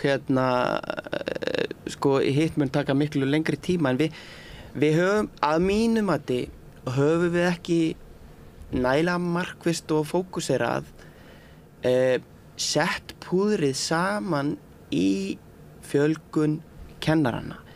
Við höfum dálítið svona, mér hefur fundist að vera þannig, við þurfum að fjölga kennarum, við vitum það, og nú er við tala sveitarfélögin, þau bera þessa skyldu, þau bera þessa lagalega skyldu líka. Já, við þurfum að gera það, en við þurfum að redda þessu samt núna og fjölgu kennaranna verð pínu ágangsstærð. Er mikilvæg en ekki áríðandi. Já, sko, hún er dálítið auðvitað ætlum við að gera það, en við þurfum samt að kjósandi góður að redda þér plássi því þú, eins og þú sagðir áðan, því þú þarft að komast í vinnuna og ég vil samt bara nefna það hér og ég finnst þetta mikilvægt. Leikskólinn starfar samkvæmt lögum. Það er bara lagaleg skylda leikskólans að veita þá þjónustu að mennta börn. Í lögunum er ekki talað neina lagalega skyldu að foreldrar komist í vinnuna. Bara svo það sé sagt. En það er samt alltaf umræðan. Reddaðu með plássi einhver staðar núna með einhverju fólki. Það er dálítið umræðan. Það er vitað og þekkt og við þekkjum bara í lífi, það er margt sem okkur finnst mikilvægt en við upplifum ekki þessi áreiðandi og þess vegna gerum við það ekki. Margir sem hafa reykt árum saman vitandi að það er mikilvægt að þetta reykja en það er bara ekki áreiðandi að þetta er ekki akkurat núna sko.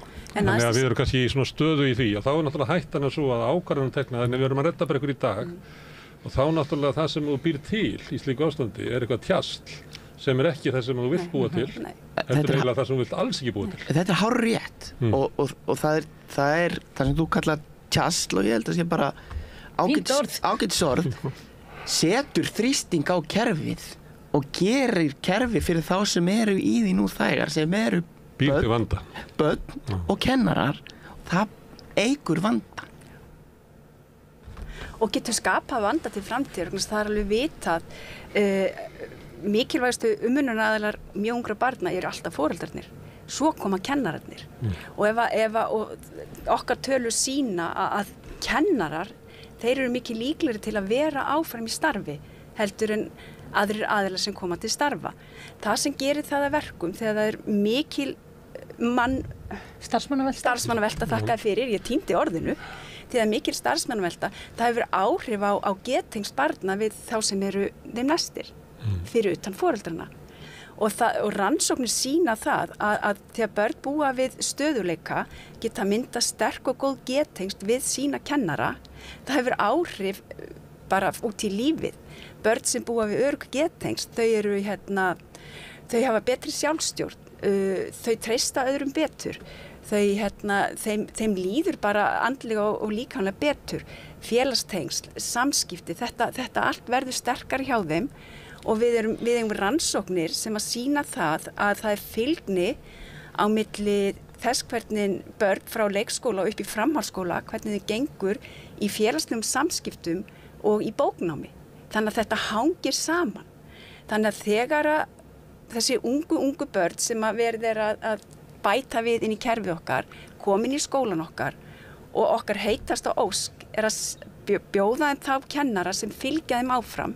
Það er ekki raunin. Það hefur áhrif á þeirra líðan og þeirra námsgetu upp í framhaldsskóla.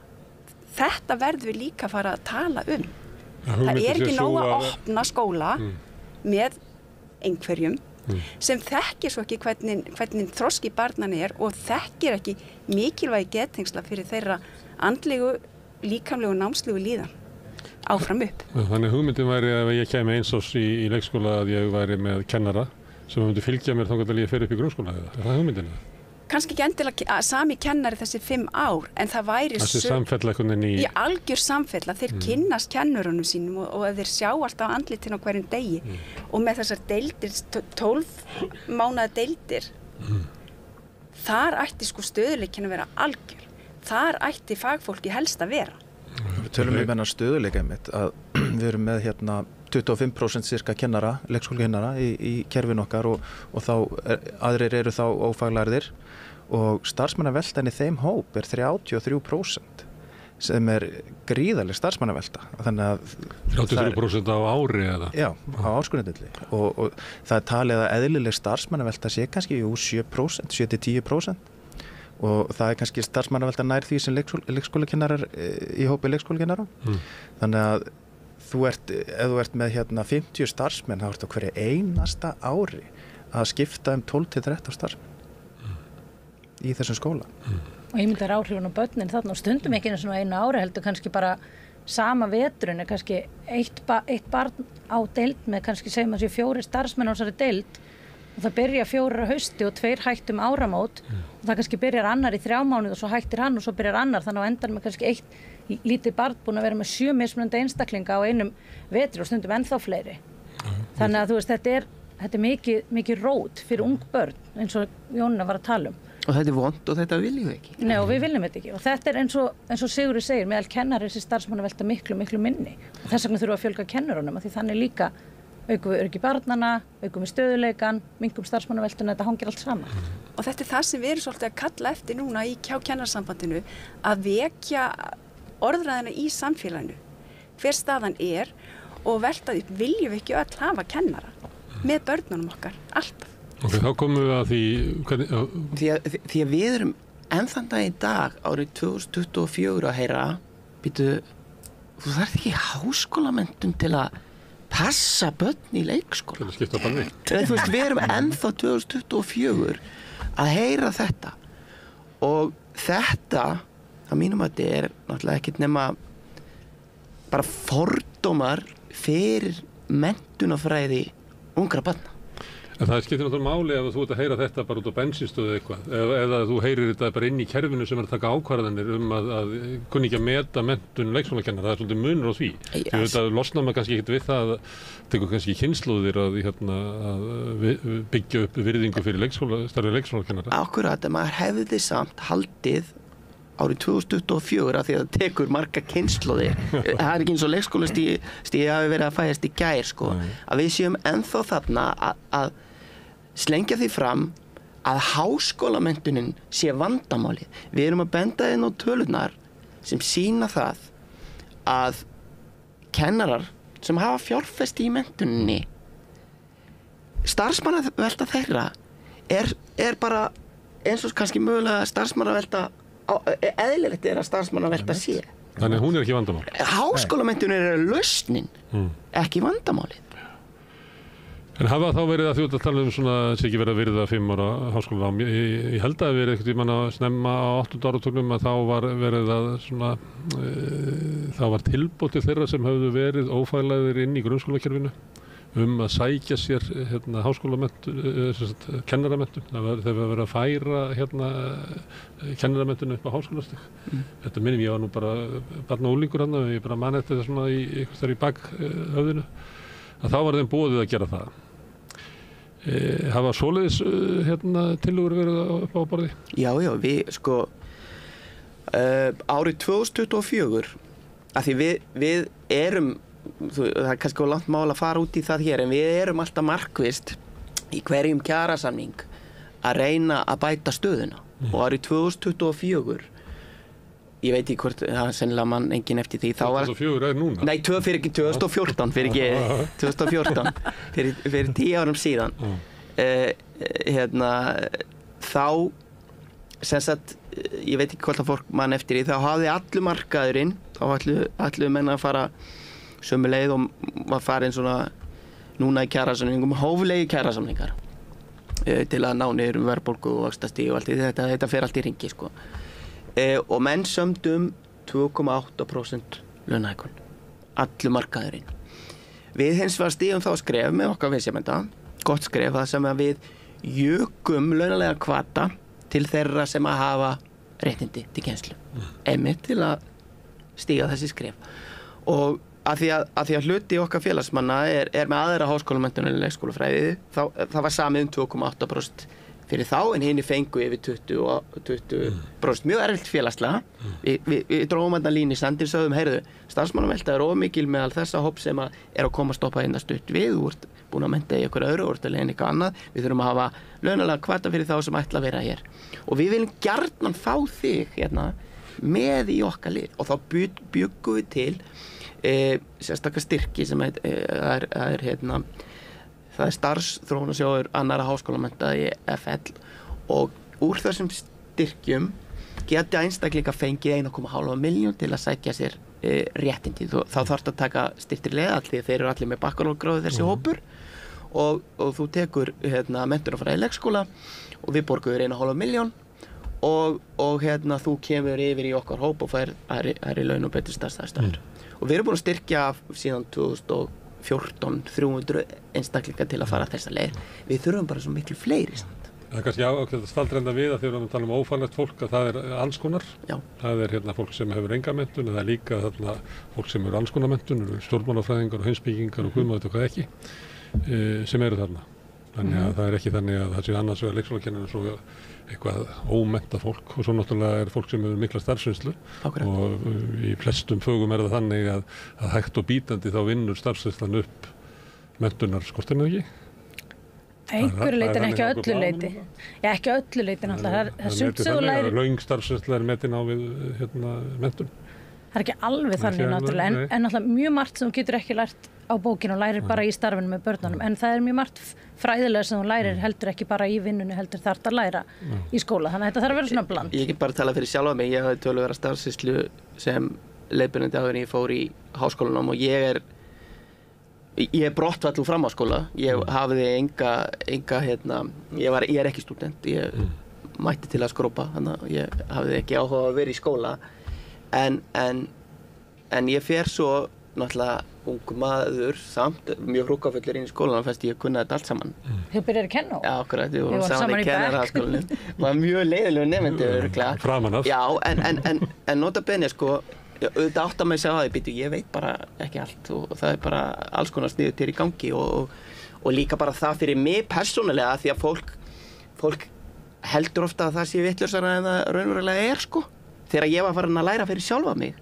Það er allt annað heldur en að vera að læra fyrir einhverja aðra eins og ég var að gera í mögulega grunn- og framhaldsskóla, og ég blómstraði bara í námi og metnaðarfullur, og við vorum að keppast að ná nýjunum og eitthvað svona, skilur, þannig að þú veist, þannig að menntunin hún bætir alltaf einhverju við. Já, það líka kannski, að því að varst kannski að spyrja út í þetta, að háskólinn hefur líka komið inn þarna að þeir hafa boðið upp ákveði raunfærni mat fyrir ákveðin hópa fólki til þess að aðeins að reyna ef þú ert búin að vinna lengi í kerfinu, ert með eitthvað ákveðin grunn, að þá getur þú farið í gegnum raunfærni mat þar og stytt leiðina eitthvað örlítið. Ekki verið að senda fólk eitthvað í... Nei, það þarf ekki að fara í allt, sko. Það mjög góð leið. Og fyrir ekki, mér langar aðeins að bæta við þetta því að fólk heldur því oft fram að segir að við þurfum einhvern veginn að fjórskipta þessu og það þurfa að vera þrep á leiðinni og við getum ekki bara, þú veist, það fer enginn bara beint í 5 ára á námi, það þurfa fyrst að gera eitthvað. Þetta allt til. Þú veist, fólk getur farið inn í háskólan, tekið 120 ST-seiningar, komið inn, þá kjast það inn í okkar félag, fer í starfsheiti aðstoðarleikskólakennari, nú svo bætir það þessi 60, þá fer það í starfsheiti háskólamenntaður starfsmaður með BD í leikskólafræðum og svo klára það meistaranámið og fær réttindin. Þannig að allar þessar vörður, þær eru til í kjarasamning. En ef aðalvandinn, aðalverkefnið er að fjölga kennurum, eða ekki? Það er samþýttið það. Og hvernig gerum við það? Frábær spurning. Hvernig heldur þú að við myndum gera það? Ef ég fæ að vera þú í smástund. Ég held að það sé svona margflókið, svona menningarlegt fyrirbrigði, sko. Ég held að hluti af því sé að það er náttúrulega, það vinnur gegn kennarastéttinni svona, ég veit ekki hvað þetta er, þetta ástand sem við gengið í gegnum sem er einstaklishyggja og svona skortur á sýn á einhver svona húmanískum verðmætum og einhver leyti held ég að kennararnir hafi, sko, gefið eftir í því. Ég held að það myndi hjálpa, sko, þetta sé ekki umhverfi, sko, það sem alltaf að ganga út á að verða ríkur og flottur og við höfum ekki búin að tapa sjónum á svona félagslegum galdri í samfélagsins og það sem að kennarinn gegnir lykilhlutverki. Ég held að þetta sé ekki gott tímabil fyrir kennarana. Nei, og líka það er það er svo erfitt að bæta það síðan upp, sko, með einhverjum svona bara launum og eitthvað svona, en ég held að við séum einhvers staðar, við erum með forskrúðan heila. Það er nefnilega málið, þess vegna erum við erum búin að vera vekja athygli á þessu í, þú veist, allir 10, 15, 20 ár, sko, og ef þú skoðar greinar, ég skoða bara einn vefmiðil og leita bara manneklu eða skortur á kennurum eða fleira, þetta eru fleiri 1000 fréttir og greinar sem hafa verið síðustu ár og það er bara okkar núna að benda á þetta og þess vegna förum við að stað núna og þá vantar kennara, fjárfestum í kennurum. En við þurfum líka, sko, við leysum þetta ekki þó að FL sem er mjög góða styrki fyrir þá sem fara í nám, við þurfum bara miklu stærra verkefni. Við þurfum að, ríkið þarf að fjárfesta í þessu líka. Það þarf að, Háskólinn Akureyri hefur þurft að vísa nemum frá sem hafa sótt í námi að bara því að deildin hafði ekki fjármagn til þess að mennta alla sem sóttu Þetta, samfélagið þarf bara að samþykkja þetta. Það þurfa allir að vera með og við þurfum bara að finna margar lausnir á þessu. En samfélagið hefur líka ákveðið að það sé minni, ef við tölum bara launalega hvata, að það sé minnsti launalegi hvatinn í fræðslustarfsemi. Það er bara sína hagstofutölur. Að það sé bara, þykir bara, eðlilegt að fræðslustarfsemi skrapi botnin hvað varðar laun sérfræðinga. Og vátryggingastarfsemi sé miklu 50% hærri. Kannski heyrði fólk það sem Sveinlaug sagði að þið fáum að vinna með svo skemmtilegu fólki. Já. Skemmtilegasta fólki. Kannski heldur fólk ekki að borga reikningarna með gleðinu. Ef þú vinnur í banka, þú vinnur með svo leiðilegu fólki að þú verður að fá hærri laun. Kaupið það, ekki? Ef við getum verslað í matinn í bónus með gleðitókens, þá kannski tekja út úr gleðibankanum og nota það á. En ég held að þetta sé, eins og þú segir, þetta er margslungi og flóki og meðal annars menningartengt. Þetta er mjög menningartengt. Við kunnum ekki að meta það sem er mest virði, sko. En ég held svona í grunninn, sko, ef við ætlum að fara á eitthvað flug, þá þarf launalegu hvati sérfræðinga í fræðslustarfsemi að vera jafn mikill og meðaldal annarra sérfræðinga, sko. Þú þarft að búa til starfsaðstæður líka sem fólk veit starfi í og launin þurfa að vera samkeppnishæf við aðra sérfræðinga. Ég meina, það finnst mér bara lógist. Algjörlega, og þetta bara, maður hefur séð bara konkrétt dæmi þetta. Ég hef verið að vinna með ungu fólki sem kemur eftir stúdent, eins og ég gerði sjálf að prófa að vinna í leikskóla eftir stúdentspróf, en ég var ekki búin að ákveða hvað ég ætlaði að gera og ég bara hef ekki farið úr leikskólanum síðan, en það kemur fólk að vinna með mér, ungt fólk sem að prófar þetta í hálft ár, finnur sig ekki í þessu, allt í góðu, en svo koma krakkararnir inn sem eru bara virkilega færir í samskiptum með börnum, eru bara svona með þetta, maður sér í þeim bara svona kennarapotential og svo spjalla ég við þau þegar það fyrir að líða á veturinn og þau segist til í háskóla næsta haust og maður spyr, hvert að spá að fara svo læra neitli viðskiptafræði, ég ætlar ekki að kenna hana, þú ert svo góður í þessu, þá bara, já nei, þú veist, og þá einmitt, þau nefna oft launaleiðin, það hefur áhrif hjá þeim og þau nefna svona alls konar faktora sem að þeim finnst, þó þeim fannst, já, mér finnst rosalega gaman að vinna hérna og mér finnst það æðislega skemmtileg vinna, nei, ég ætla samt í viðskiptafræði, ég er bara svona, hverju komið ekki inn í skólana þeir eru alveg með þetta og þarna er eitthvað, ef ég vissi lausnina væri ég kannski búin að bjarga þessu, en það er eitthvað þarna sem vantar að þetta fólk líka vel í þessa leið. Að því að sko stærsti markhópurinn sem að við erum að leita til varandi fjölgun kennara eru þeir sem að eru að kenna á leikskólastiginu í dag. Og það er ekki mikið það, þó að ég og Sveinlaug sem ólík dæmi með það að ég til dæmis var búin að starfa mjög lengi. Ég var bara búin að vinna í ár. Sveinlaug var búin að starfa stutt og þessna sko, þessi hópur, hann er mjög stór. Ég meina við erum með 1/3 sem hafa réttindi. Þannig að restin er markhópurinn sem þú vilt fá í námið. Já, það fyrir að draga úr starfsmannaveltu. Já, og þannig erum við að horfa á... Og líka bara með því að leyfa fólki að eiga svona eitthvað svona framgang í starfi. Já, og þannig erum við líka... Meiri þáttakandi í uppbyggingu kerfisins. Já, og þannig erum við með fólk, eins og þið segir, sem er í félagi leikskólakennara, er háskólamenntaður, kannski búið að vinna í leikskóli í 10 ár, þau langar að vinna þarna og ætla sér að vera þarna áfram. Auðvitað er þetta markhópurinn sem við erum að reyna að ná til og fá inn í námi og það er hópurinn sem við erum að styðja. En innan kerfisins, bara svo það sé sagt, það er launalegu hvati að fara úr því að vera háskólamenntaður starfsmaður yfir að vera kennari. Það er launalegu hvati til þess. Hins vegar, það sem við höfum verið að nefna hér er að til þess að stíga fleiri skref þar þurfa þá líka laun sérfræðinga í kennslu, fræðslustarfsemi að vera samgæðsað við laun aðra sérfræðinga á markaði. Sjálfsögðu. Gallinn við það, ef maður skjótaði inn, er að sérfræðingar á markaði sem eru kannski millistjórnendur eða stjórnendur í einhverjum kapítalískum fyrirtækjum fá há laun. Og veistu okkur fá há laun? Þannig að þeir eru að framkvæma eitthvað sem að sko sá sem á fyrirtækið myndi aldrei trista sig til að gera auglítið við fólk. Það er að svona halda niður í starfsfólkinu sínu. Hann fær borga fyrir að gera svona eitthvað sem ekkert okkar myndi vilja gera sko. Þess vegna fæðir svona hár laun sko. Við lifum í þannig heimi sko. Þessum það er ein kenning, já. Akkur heldur að bankastarfsmennir í braskinu séu svona hátt launaðir. Það er bara þeir þurfa að gera alls konar hluti sem eru bara... En við erum ekkert bara að tala bankastarfsemi, tryggingarnar, byggingafræðin öll, þú veist, verkfræðingar, lækna, við alls konar háskólamenntastéttir. En laun er ekki bara hvati til að vera í starfi. Það er svo margt annað sem kemur inn í. Það kemur aðeins sem ég myndi skjóta inn í að spurningur þinni. Það sem að væri að bæta væri að kerfið sjálft væri sko heilbrigt og að vera á leiðin eitthvað. Að við værum að byggja upp sko leikskólakerfi og grunnskólakerfi og það væri sko bara gaman að vera inn í kerfinu vegna þess að það væri margt mögulegt þarna. Undanfarin svona 20-30 ár hefur alltaf verið einhver niðurskurður og fólk er alltaf einhverju varnarstöðu og þetta er ekki svona spennandi bygging að ganga inn í. En eitt af því sem skiptir máli, það er einmitt að hafa fleiri, að því við kennarar, við erum sérfræðingar og það að hafa aðra sérfræðingar sér við hlið, það gerir starfið svo allt annað. Ég veit ekki hvort ég á að segja hversu lengi ég starfaði í leikskóla, en ég byrjaði sem skólastjóri á síðustu öld og fyrsta árið mitt, þá var ég með 1 kennar í 50% starfi. Og þegar að hápunkturinn var, þá var ég með yfir 90% kennara.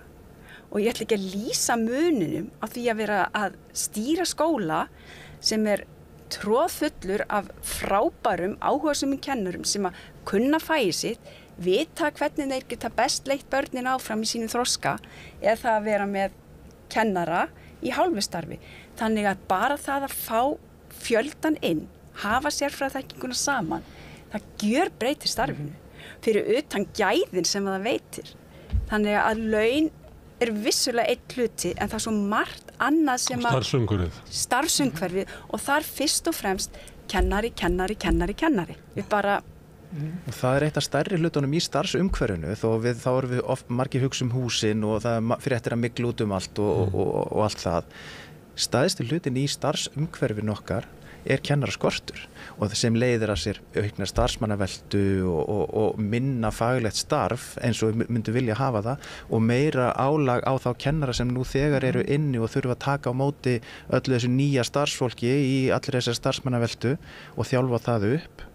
Og sem dæmi þá þegar ég byrjaði minn feril sem leikskólakennari og var nýr í leikskólanum og leikskólastjórinn sem starfaði þá var að segja mig frá því svona í hálfgerðingi þetta 2 ára gamall skóli og hann sagði fyrsta árið voru 100 manns gegnum húsið sem sagt byrjuðu og hættu það voru 30 starfsmenn í þessu húsi og ég trúði henni ekki þannig að hún fór að telja þetta og sagði það voru yfir 100 manns sem byrjuðu og hættu á fyrsta árinu þetta starfsumhverfi sem við erum að bjóða börnunum okkur upp á þetta kannski ekki alveg svona slæmt í dag þetta var árið 2000 cirka þannig að þetta ekki eins slæmt í dag en þetta sveiflast með tíðarandanum þegar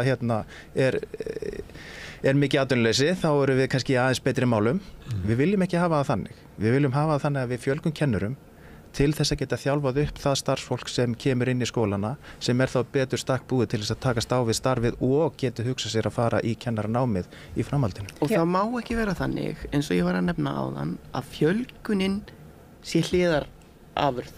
Við verðum sko eins og ég er að lýsa áðan við verðum að setja allan fókusin á fjölgun kennarana en hliðarafurðin sem að pólitíkustundir vilja vera með að við verðum að bjarga þér kæri kjósandi því þér vantar pláss núna. Og vera með aðgerði til þess að mæta vandanum sem vegna þess að okkur svarta kennara. Akkurat. Við erum að klára það fyrst og svo kannski förum við þannig að það er náttúrulega við munum aldrei fara þangað.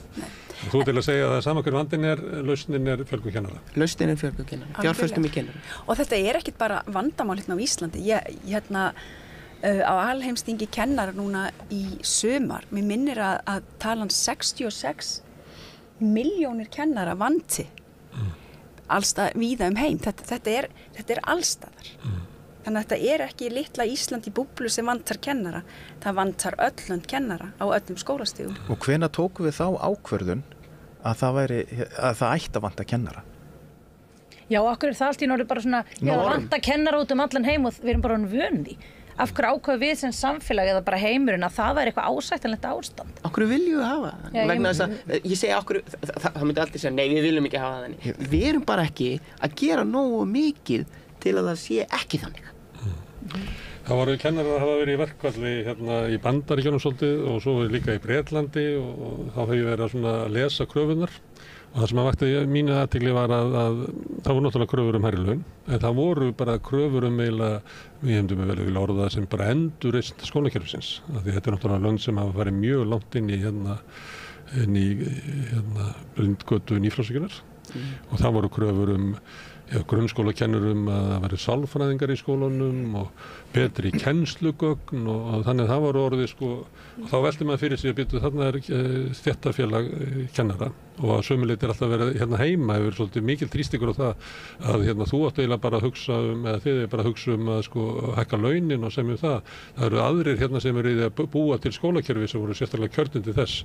En þannig að sér maður það raunverulega þegar það komin þegar það byrja að grafa undan kerfinu að þá mætir stéttin fram og kemur eiginlega með sínar kröfur þróun menntastöðunar. Og þá er spurningi ef ástandið svona, hver ákvað þetta? Er það ekki bara hluti af ykkar stöðu að vera að hafa forystu mótun mennta og fræðslustofnun, er það ekki kennarasambandið? Auðvitað, það er okkar skylda að gera það og þess vegna erum við kannski líka hér til þess að ræða þetta og vekja athygli á þessu.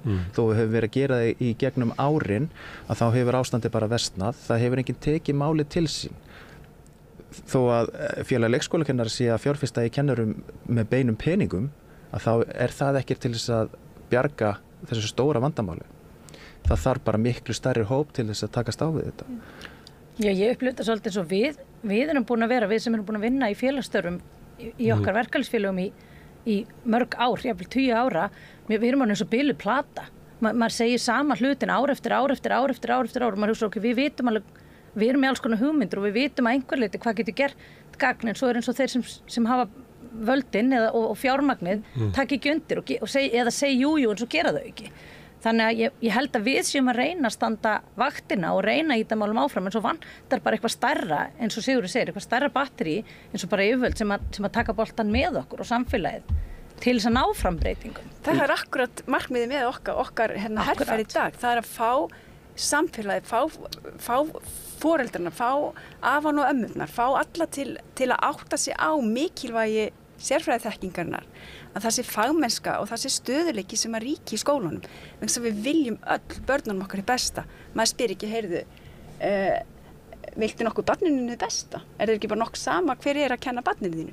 Nei, því á endanum erum við öll með þetta markmið. Við viljum að börnunum líði vel, að börnin fá gæða menntun. Það skiptir eiginlega engum máli hvernig þú spyrir, þá endanum vilja það allir. En ég held að við séum með frábæran grunn. Við erum með gott lagaumhverfi að mestu leyti.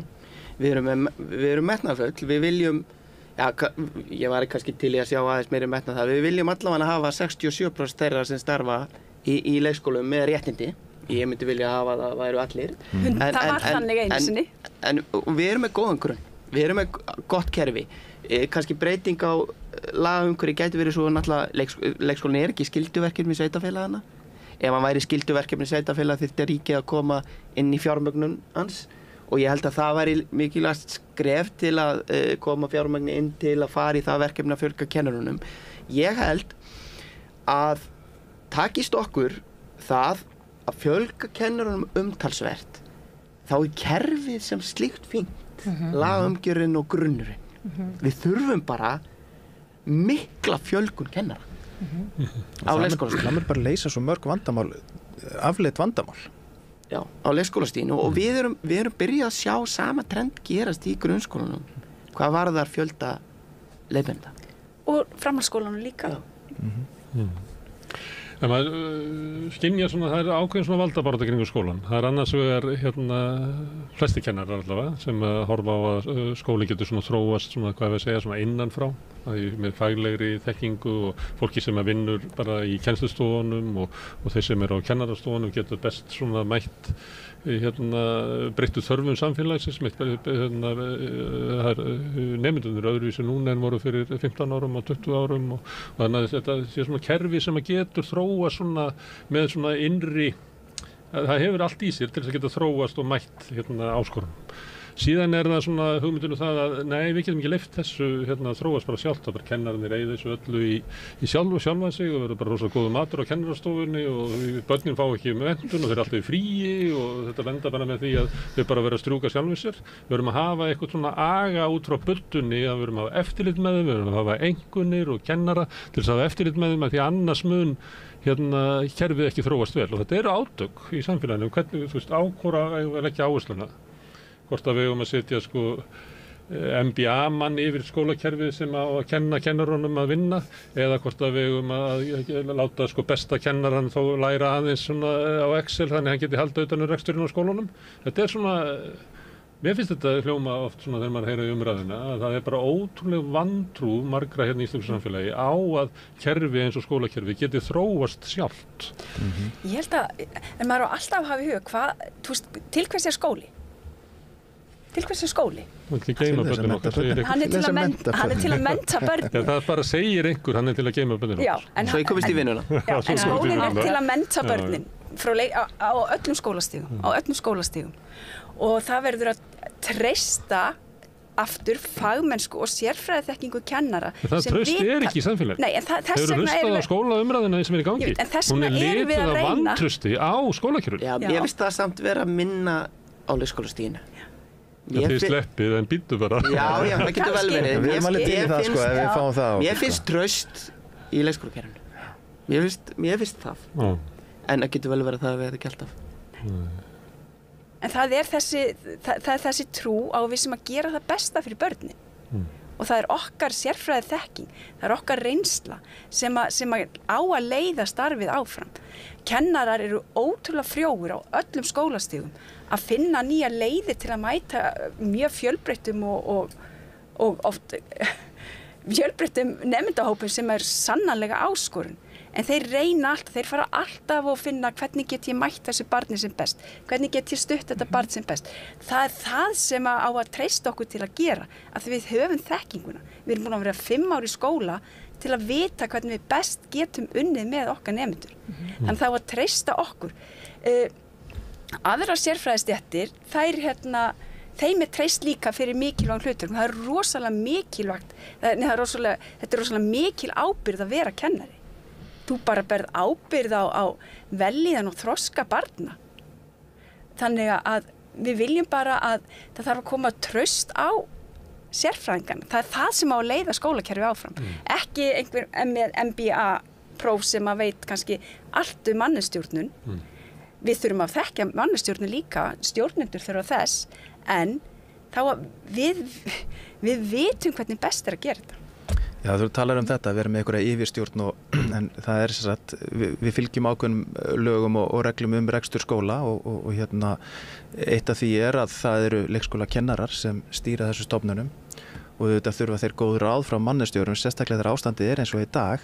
Ég gerði ákveðna könnun í byrjun árs hjá stjórnendum leikskóla og það var yfirgnæfandi svörun varðandi spurningu hvað hefur valdið mesta álagi, eða svona auknu álagi síðustu ár og það voru það starfsfólk, það skortur á kennurum, það bara skortur á almennu starfsfólki og það erfið starfsmannamál. Þetta var út í gegnum könnunina, þessi svörun. Og síðan eins og þú kannski myndist á aðeins að samfélagi líka breytast. Þessi flókna samfélagsmynstur eða flóknara heldur en var, sem hefur líka áhrif.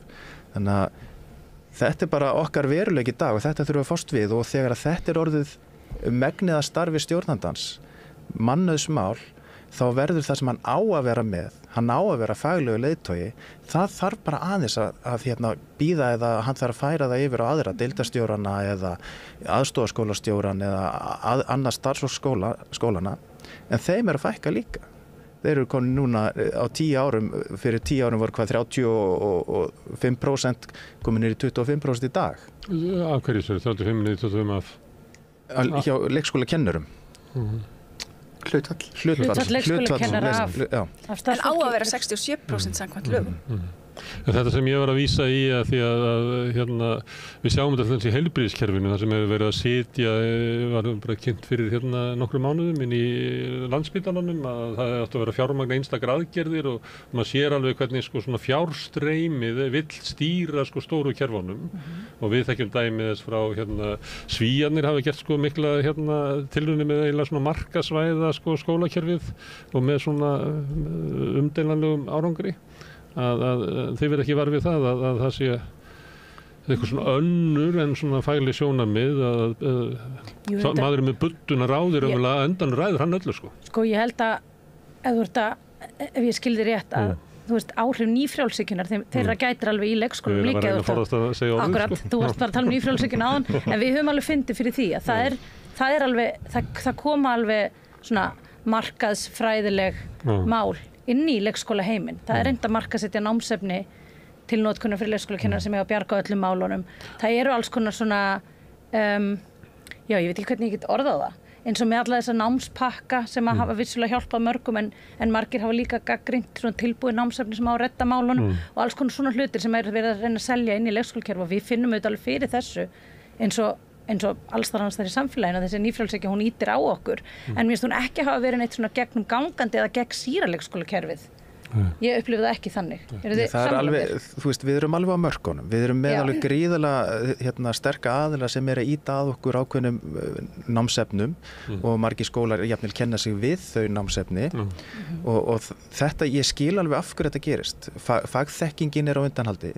Leikskólakennurum fækkar hlutfallslega og þá þarf starfsfólki sem til staðar og sá aðili sem á að stýra faglegu starfi og vera í fararbroddi, hann sér þarna leið til að þetta er auðveld leið, þetta er pakki sem allir geta lært á og notað í starfi með börnunum. Það kemur ekki í staðinn fyrir góða kennara sem nýtur góð stuðnings af starfsmannahópnum sínum. Nákvæmlega. Það kemur í staðinn fyrir við viljum það miklu frekar. Ég ætla ekki að tala fyrir allan hópin en allan fyrir mitt leyti þá myndi ég frekar vilja það að fagþekking leikskólakennara sem myndi ráða leikskólastarfinu ekki einhver utanaðkomandi mismunandi pakkar. En þarna kjarnar það líka það sem tengist því sem voru að ræða áðan, þetta með það þegar kennurunum fækkar eða kennararnir eru ekki nógu margir og sá sem þarf að vera fagleg, eða eins og skólastjórinn hefur ekki lengur svigrúm til að sinna því að vera faglegu leiðtogi, þá lendir það á öðru starfsfólki skólana og svo eru skólar sem eru kannski 1-2 leikskólakennarar í og þeim tekst kannski ekki vera faglegi leiðtogar á öllum sínum deildum og þá ertu komin með deildir sem stýrðar af fólki sem ekki eru kennaramenntaðir og þar einhverjan faglegu leiðtogi sem hefur ekki fagþekkingu til að vera faglegu leiðtogi því sem hann á að leiða. Þannig að og þá alveg eðlilegt að fólk fara að leita kannski skyndilausna til að hjálpa sér þarna. Þannig að það er ekkert óeðlilegt við að hlutin sé að þróast í einhver átt en við viljum auðvitað ekki að þróist í þá átt.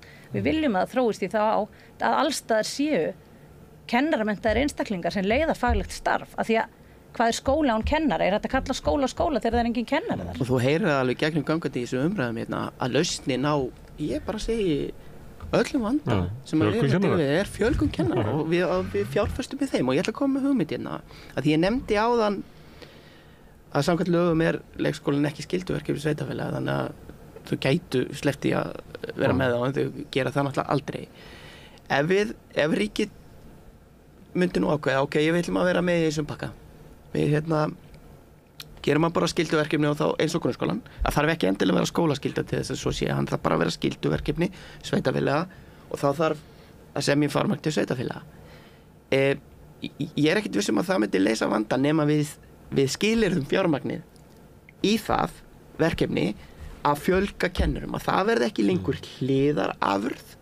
Fjármagn sem kemur frá ríkinu fer í að fjölga kennurum og þá lögukerfi. Ég held að það geti virkað. Ok, það er sama hver vandinn er, lausnin er fjölgun kennara en eitt sem við verðum að ræða það er náttúrulega breytingar á samfélaginu, fjölgun innflytjenda líka bara það er einhver menningarleg breyting að það eru bara færri börn eru bara færri minni hluti af samfélaginu heldur en þess, ég nefndi það stundum hérna við rauðaborðið þegar ég fór var rekinn út að leika að þá voru næstu því 3/4 íbúa Reykjavíkurborgar börn. Ef ég myndi reka mitt barn út að leika núna þá eru kannski bara 80%. Þannig að ég gekk inn í bara barnaheim, voru leynifélög og það var bara fullbúin menning og við þurftum ekkert á eitthvað fullorðna fólkinu að halda. En núna er bara allt annað, þannig að það er líka slík breyting og svo er það náttúrulega líka sem hefur verið talað þessar greiningar og svona erfiðleikar sem að börn eru í, vanlíðan og ég veit ekki hvort það nái niður í ykkar aldurshóp. Jú. Það er getur aðeins gefið mér svona sýn á því hvernig leikskólakerfið mætir þessu breytta samfélagi og hvort að það hafi í sér bæði segluna og teygjanleikann til þess að gera það því það er náttúrulega mörg dæmi það að stofnanir daga uppi vegna þess að þeir hafi ekki í sér getuna til þess að aðlagast breytingu samfélagsins og vilja endilega samfélagi bara verði eins og það var í gamla daga til þess að svo það hendi sér. Skólarnir hafa viljan til að mæta öllum nemendum. Allir skólar og öllum skólastigum. Þú verður örugglega ekki hissa því ég segi hverjum lausnin er. En svo við getum mætt hverju barni sem allra best, þá þurfum við til þess kennaran. Við gerum það ekki án þekkingar. En hver er staðan núna? Hriktir í kerfinu? Já, eins og segja þessi könnun sem ég gerði meðal stjórnenda að þar kemur skýrt fram að þetta flóknara samfélag sem er í dag heldur en var að það er að auka álag á störf stjórnenda og væntanlega starfsfólks líka. Þannig að það þarf einhvern veginn sérþekkingu þarna inn og kennarar hafa þessa sérþekkingu. Við erum líka að vinna með öðrum sérfræðisstéttum, þroskaþjálfum og sálfræðingum og fleiri sem þurfa líka að koma þarna inn. En fyrst og fremst þá þarf kennara til þess að taka á móti þessu flókna samfélagi. En erum við í vanda út af þessu?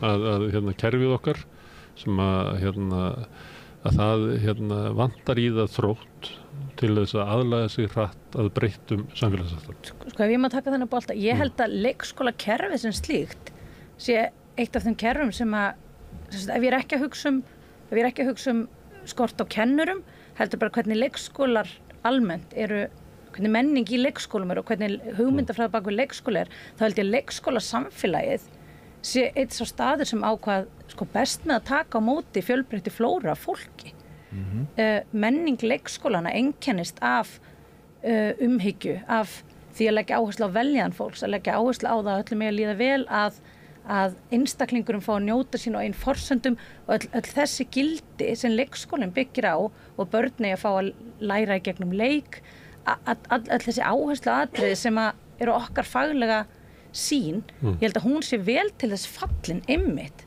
að mæta ólíku fólki og hvort sem það er vegna þess að þú ert innflytjandi eða því að þú ert með einhverja fötlun eða því að þú bara hreinlega kemur úr einhverju umhverfi sem er annað en umhverfi mig, það skiptir ekki máli en leikskóla umhverfi sem slíkt er gríðarlega ríkt af menningu sem er inngildandi og okkar kennslaðaðferðir eru mjög inngildandi og ég held að þar séu við sterk en til þess að við getum síðan framkvæmt þessa faglegu sín okkar alla leið þá þurfum við fagfólk til að ná utanum verkefni hreinlega því fjöldin er svo mikill að eins og þau hafa nefnt við erum ekki með nóg marga kennara kannski til að ná utanum það en þeir sem eru á staðnum eru vel til þess fallnir að gera það vel og þetta breytingin orðið svo hröð og eins og ég var að tala við skólastjóra Fellaskóla að íslensku kennslan sem að fer fram á leikvellinum hún er eiginlega dofna sko. Maður ímynda sér bara að fyrir einhverjum árum að þegar kom barn inn á völvukot ef það er til en þá, mamma var þar ekki landa, að þá gastu stutt barnið í því að læra íslensku. Það var líka sko leikvöldurinn var að gera það með þér. En núna það er bara 3 sem að tala íslensku út á leikvöldunum. Þannig að svona stuðningurinn sem var í samfélaginu. Málumhverfið. Þá er spurningin sko, er skólakerfið nógu sko fljótt að greina vandan og koma lausnir á þessu? Við þurfum það eru innflytjendur sem við þurfum til þess að halda upp þessi samfélag okkar. Börn þeirra, þau verða að koma inn í leikskólan líka. Þau verða að koma inn í þetta málumhverfi okkar til þess að bara þróa sinn íslensku hæfni. Og við verðum að geta mætt það. Já, við verðum að geta mætt þar inni. Við verðum ekki mætt bara eins og þessi íslensk með það sem tölu íslenska heima. Já, það er ekki. Nei, ekki þannig. Þau læra bara sitt móðurmál hjá sínum foreldrum og læra síðan íslenskuna í leikskólanum. Ef þau eru tvíting, þá bara, jöfnum höndum. Börn geta þetta. Og við viljum bara fá þessi börn inn í leikskólan og við viljum geta mætt þeim á bara góðan hátt með góðum kennurum. En ég held að öll kerfi og öll samfélög lendi í erfiðleikum þegar að þróunin er jafnhröð. Ég held að ekkert kerfi sé tilbúið að takast á við það og því hraðar sem það verður, því erfiðara verður það en sko við verðum líka að þora að tala erfiða hluti vegna þess að sko eins og þú ert að nefna þá er íslenskan lykillinn að samfélaginu. Hvernig vel tekst til með tungumálið er lykillinn að færni einstaklingana og hvernig þeim tekst að aðlast þessu samfélagi. Það er algjör lykill. Við vitum það og við viðurkennum það. Ég hef stundum heyrt að það sé frábær hugmynd fyrir einstaklingar sem er ekki með íslensku móðurmáli að fara að starfa í leikskóla til að læra íslensku. Það finnst mér ekki góð hugmynd. Það finnst mér ekki góð hugmynd vegna þess að þú eins og Sigurður að nefna, við þurfum að taka við þessum hópi og við þurfum að aðstoða hann í íslensku málumhverfi. Og þú getur ekki, þú verður, það sjálfsögðu auka starfsmannhópinn að vera með fjölbreyttan bakgrunn einstaklinga. En það er einhver lína. Við þurfum að vita hversu lína er og hvenar við þurfum að segja, já, við erum komið með ákveðið marga hér sem að tala ekki móðurmálið sem starfsfólk og þá verðum við að viðurkenna það og stíga önnur skref. Vegna þess að ef við erum að segja að íslenskan er lykillinn að samfélaginu, þá verðum við að vinna samkvæmt því. Við erum ekki að vinna samkvæmt því, við sáum það bara að OECD var að benda á þessu, það er 80% innflytjendur á Íslandi sem að nota íslensku, á meðan að 50% meðaltali í öðrum löndum. Þetta er náttúrulega bara augljóst að stjórnvöld leggja enga áherslu á það að kenna innflytjendum íslensku. Og við höfum tölur frá tali sína í sömum leikskólum allt og hátt hlutfall einstaklingar sem tala ekki íslensku. Og það gefur auga leið að þegar börnin er ekki í íslensku málumhverfi í leikskólanum, þá náttúrulega styrkist íslenskan ekki þar. Hvað gerir þú í því? Ég meina, þú ert með, það er bara mörg börn sem er ekki með íslensku sem móðurmál og það er líka mikið starfsfólki sem ekki heldur. Það er hægt að leysa það á mjög einfaldan hátt, en það tekur kannski langan tíma. Fjölga kennurum. Því að starfsmannaveltan er svo mikil í þessum skólum að það er endalaust að skipta starfsfólk og það endar með því að þú ert farin að ráða bara hvern sem er, sko. Sem við megum ekki gera, við verðum að passa okkur á að gera ekki, við verðum að vanda valið inn í skólana, en til þess að stoppa starfsmannaveltuna, þá þurfum við kennara. Og þetta kemur líka aftur að þrýstingnum, að fólk vill komast í vinnuna og þá vill það bara fá pláss í leikskóla einhver staðar með einhverjum. Þetta er ljótt að orða þetta svona. Nei, þetta fólk í neyðarstöðu. Því flest erum við bara í einhverju basli og við erum 3 afborganir af húsnæðinu fyrir að missa það. Já, en við erum bara einu veikindu frá því að detta ofan í fátækt. En ef að lykillinn af samfélaginu, ef við erum sammála það að lykillinn af samfélaginu sé tungumáli, þá verðum við að vinna eftir því. En þannig erum við komin á mjög mikilvægum punkti af því að það er eitt að við sem við viljum fjölga kennurum, við viljum gera alls konar og alls konar skólinn tala fyrir þessu og samfélagið yfirvöld að tala fyrir einhverju og við erum að tala saman, en þegar við ætlum að horfa á þetta heildstætt sem samfélag, þú veist, þá á endanum hljótum við að þurfa að horfa á þetta út frá barninu og hvað hentar þessum börnum. Auðvitað geta foreldrar verið í vanda og eru í vanda. Ég meina, ég er sjálf með húsnæðislán og allir þessi pakki, þetta er kannski ekkit auðvelt. En á endanum verður við sem vinnum með börnum og höfum sér þekkingu í að vinna með börnum og hvað börnum er fyrir bestu, að horfa á það hvað er best fyrir börn í þessari stöðu. Og við þurfum kannski sem samfélag að fara að hugsa kerfinu okkar út frá því hvað er best fyrir börn, ekki hvað er best fyrir atvinnulífið eða best fyrir eitthvað kerfi, heldur hvað er best fyrir einstaklingarna svo þeim líði vel. Og ef að mamma og pappi þurfa að vinna bara langt fram á kvöld á hverju kvöldu eru úrvinda til að ná endum saman, þá er eitthvað að í samfélaginu okkar. Þannig að þú veist, þetta er auðvitað heildstæður vandi í heildsinni, þessi pressa sem leikskólarnir upplifa að við verðum að taka börnin inn, hann verður ekki til út af engu, hann er hluti af stóru samfélagslegu kerfi og þarna er kannski eins og Sigurður sagði áðan og enda kannski að ráða bara einhvern er að þú kannski auglýsir eftir starfsmann og fara engan kennaramenntaðan og svo auglýsir aftur og þú auglýsir aftur og þú auglýsir aftur og það kemur annarkvæmst engin faglærður eða engin sem talar íslensku og endarum ertu bara með 20 foreldra á bakinu sem eru bara, þú veist, að missa vinnuna og þau börnin þurfa að komast inn og endanum er bara einhver ráðin. Þannig að þetta er allt samhangandi sem heild og við sem samfélag held ég þurfum kannski bara að fara pínu að horfa inn á við og hugsa okkur hvað er best fyrir fólk hérna? Hvað er best fyrir börn og hvað er best fyrir fjölskyldur? Því á endanum eru kennararnir og foreldrarnir í sama liðinu. Við viljum að endanum öll það sem er best fyrir börnin okkar. Þannig að þeir myndu vilja bara umræða í samfélaginu börnin og barnafjölskyldur og taka ákvörðun á því og inn í því væru leikskólanir fallir en ekki leysa það sérstaklega. En þú ert bara að lýsa samfélagi sem er alltaf í áreiðanleikanum að reyna að redda ykkur en er eiginlega aldrei í mikilvæginu. Að segja hvað er raunverulega mikilvægt fyrir okkur. Það verður hliðaraðir.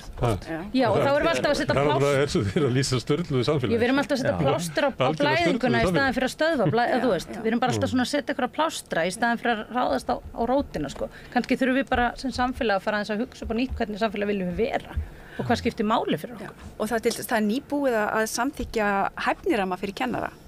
Þeir þurfa að uppfylla ákveðna hæfni í ákveðnum hlutum. Og það er loksins komið núna á prent að þeir kennarar sem að starfa um börnum, þeir verða að ná kvarðanu sé einn sem er ákveðin kvarði yfir kunnáttu í tungumáli. Þetta myndu allir skólastjórnendur vilja uppfylla. Þeir myndu vilja allir þeirra kennarar gætu náð sé einum. En eins og segir, raunveruleikinn sá að þau get ekki sem fyllt hæfniramma sem nýbúið er að samþykkja vegna þess að það er bara kallað að þið verði að hafa skólan ykkur opna. Og með því erum við ekki að tala lítill til þessa hóps. Nei, við höfum talað mikið við innflytjendur hérna og kom mér svolítið á óvart af því að Íslendingar eru oft með svo hugmyndum að innflytjendur myndu helst bara vilja tala ensku. Þá er bara mjög sterkur vilji til þess að tala íslensku til þess að geta verið fullgildur þátttakandi inn í samfélaginu. Þannig að starfsfólki sem ekki talar íslensku inn á leikskólanum, það vill tala íslensku. Þetta berum við líka ábyrgð sem samfélag því að þú veist, við þekkjum örugglega öll dæmi þar sem að einstaklingar koma hérna að tala hvorki ensku né íslensku og eftir einhver ár þá eru bara ansi fín í ensku en ekki í íslensku. Við berum líka ábyrgð. Lausnin væri þá að ef þú ræður manneskju sem ekki talar íslensku þá byrjar hún starfið sitt á því að fara í íslensku nám, eða ekki? Sjálfsögðu. Það bara ekki. Það fallegur draumur. Það væri mjög gott ef það geti verið svo leys. Ef við takjum ákvarðin út frá mikilvægi en ekki bara... Því eins og Haraldur nefndi, ég held að vera Haraldur, að börnin þurfa að vera í íslensku málumhverfi til að ná tökum á tungumálinu. Og ennþá frekar þessi börn sem eru með annað eða bæði foreldrar af erlendum uppruna, þau sannarlega þurfa að læra það tungumál líka. Af því að grunnurinn að því að læra tungumál er að hafa fasta fætur í einu tungumáli. Þannig að það þá þeirra móðurmál eða föðurmál. En þannig að við þurfum einstaklinga, við þurfum kennara inn í skólana sem tala íslensku til að geta mætt öllum þessum fjölda barna sem að hafa ekki íslenskuna heima við. Og það er alveg virðingu stjórnvalda fyrir því að það kennslan og það sem eru samskipti kennaran á nemendum sem eru skólinn, en ekki eitthvað svona strúktúr eða kerfi eða tricks eða... Í okkar samtölum við stjórnvöld og þeir sem menntamálayfirvöld og sveitafélögin líka, það ber allir gríðarlega mikla virðingu og vilja allir gera það besta. Og það hafa mjög margir góðan skilning og góðan hug, en það er ekkert gert. Þú skulum segja að það er ekki nægilega mikið. Það er ekki nægilega mikið gert, já. Ég vitna stundum í Humphrey Bogart í þessu samhengi þar sem hann sagði sorry sweetie, but I have to kill you. Já. Það er ekki allt sama, það skiptir ekki alltaf sama hvað maður segir og hvað maður gerir. Sveinlaug, Haraldur, Jónína og Sigurður, ég þakka fyrir að koma hérna og ræða leikskólann. Við getum alltaf að sitja hérna miklu lengur, þið vitið það. Algjör. Takk fyrir að bjóða okkur. Já, takk fyrir að koma. Og hérna á morgun ætlum við að halda áfram spjalli skólakerfið okkar. Þá eru það framhaldsskólarnir á dagskrá. En hér framundan hins vegar annað viðtal. Við höldum áfram að reyna að skilja þetta samfélag sem við lifum í. Næsti kafli eftir augnablik. Allt það besta ókeypis. Knúsaðu vini þína. Samstöðin þar sem manneskjurnar koma saman.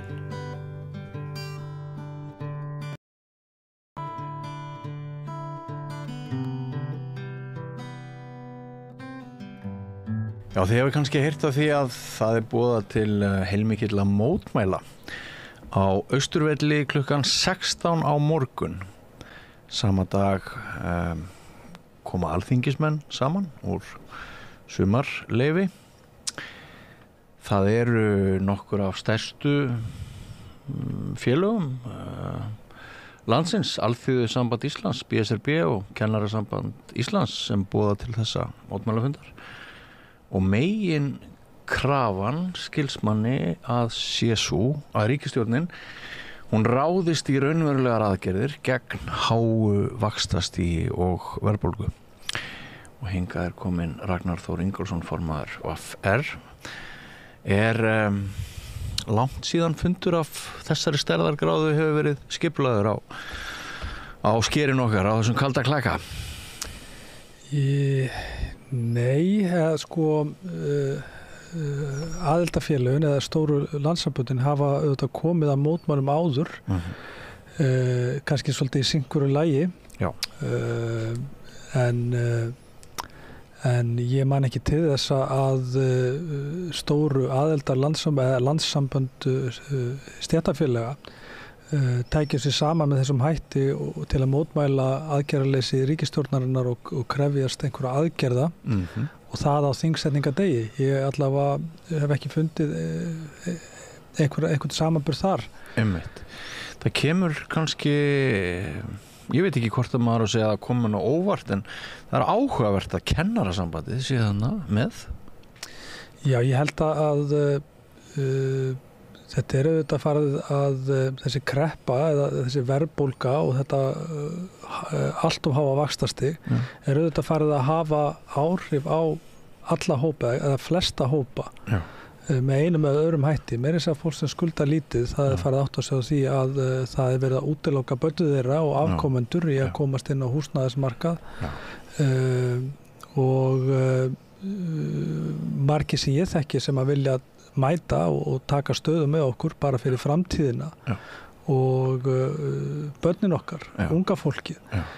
Þannig að við sjáum til dæmis, og það sem ég fann til dæmis núna síðla sumar, svo í byrjun haust, að þessi reiði sem ég hef ekki skynjað hjá svona ákveðnum hópum áður og það eru sko, nú voru til dæmis 300 milljarðar sem eru að losna núna með haustinu, stór hlutað inn og þegar búin að losna, það er að segja lán sem að voru á föstum vöxtum. Þar er fólk að upplifa það að greiðslubyrði er að ríflega tvöfaldast. Kannski úr 250 krónum í 500.000 món? Já, 230 í 470 er í meitæmi og eina skjóli sko er bara verðtrygging sem að eru þetta bara lán sem að eru bönnuð til neytenda í flestu siðmenntuðu þjóðum. Rauninni bara fyrir sko ríkissjóði, fyrirtæki og áhættufjárfesta. Þannig að og fólk veit sérstaklega þeir sem að náðu að losa sig úr þessum viðjum verðtryggðra lána í hvað eru að fara aftur og það eru lán sem að geta ekkert annað en hækkað. Þannig að það er ákveðið svikalogn að leita þar skjóls. Seðlabankinn, skilaboðin til almennings í landinu eru bara þau að það hefur aukist hjá okkur eigið fé, þið eigið meira í húsinu okkur í dag því að fasteignaverðið hefur hækkað. Þannig að þið getur bara skuldsett ykkur út úr þessari kreppu sem eru auðvitað bara ekki bara kuldaleg skilaboð, heldur bara að fer hrollur hann að fólk sem ber ábyrgð hér á efnahagslegum stöðugleika skuli hvetja fólk til að skuldsetja sig til þess að geta greitt af skuldum sínum. Vanskil eru aukast, innheimtufyrirtækin hafa greint það og eru aukast mjög hratt, bankarnir líka, þannig að það er öll ljós farin að blikka. Nú er bara komið að ákveðnum skuldadögum gagnvart stjórnvöldum, annarkvort tekur ríkisstjórnin sig saman í andlitinu og fer að gera eitthvað af þeim verkefnum sem að geta sporna við þessari stöðum einhverjum hætti eða hún verður þá bara hreinlega að víkja þó það sé ekki krafan okkar er alveg skýr að við viljum fá þessar aðgerðir. Við vitum alveg að það tekur tíma að boða til kosninga, það tekur tíma að mynda nýja ríkisstjórn. Fólkið okkar bara hreinlega hefur ekki burði til þess að bíða mikið lengur. Nei, sko það mér finnst mjög áhugavert að upplifa það eiginlega bæði innan ríkisstjórnarinnar og utan ríkisstjórnarinnar fyrir utan kannski 10 þingmenn eða svo að sko þegar Seðlabankinn ákveður að halda sínu stýrivöxtum í 9,25% þá fær hann sko eiginlega enga gagnrýni af hálfu þingmanna á þá ákvörðun. Það er það sem að mér finnst áhugavert. Þú talar eins og þú talar. Ég get tekið undir það í mínu kunningjasamfélagi þá þetta er löngu hægt að varða eitthvað lálunahópa, þetta ástand, þetta færist ofar og einmitt með börnin okkar. Þetta er bara reiðin og sársaukinn, hann er mjög mikið tengdur óvissunni sem við sem eigum börn upplifum bæði í þeirra hjörtum og við sjálf fyrir bara sem foreldrar. Hvernig skýrirðu það að sko að það er bara rosalega lítill pólitískur vilji inn á Alþingi til þess að rífa í heimilum landsins til bjargar?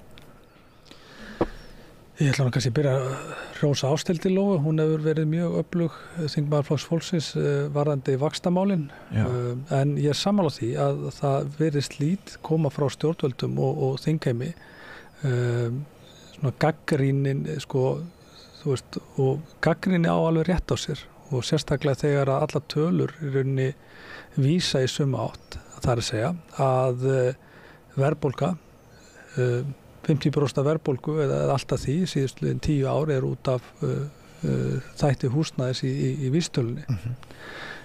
Við getum greint niður vísitöluna lið fyrir lið, hvað er það sem er að valda verðbólgu og niðurstaðan er bara svo. Hún er út af stórum hluta út af húsnæðisskorti, langvarandi húsnæðisskorti og aðgerðaleysi stjórnvalda og sveitarfélaga til þess að takast á við þann vanda.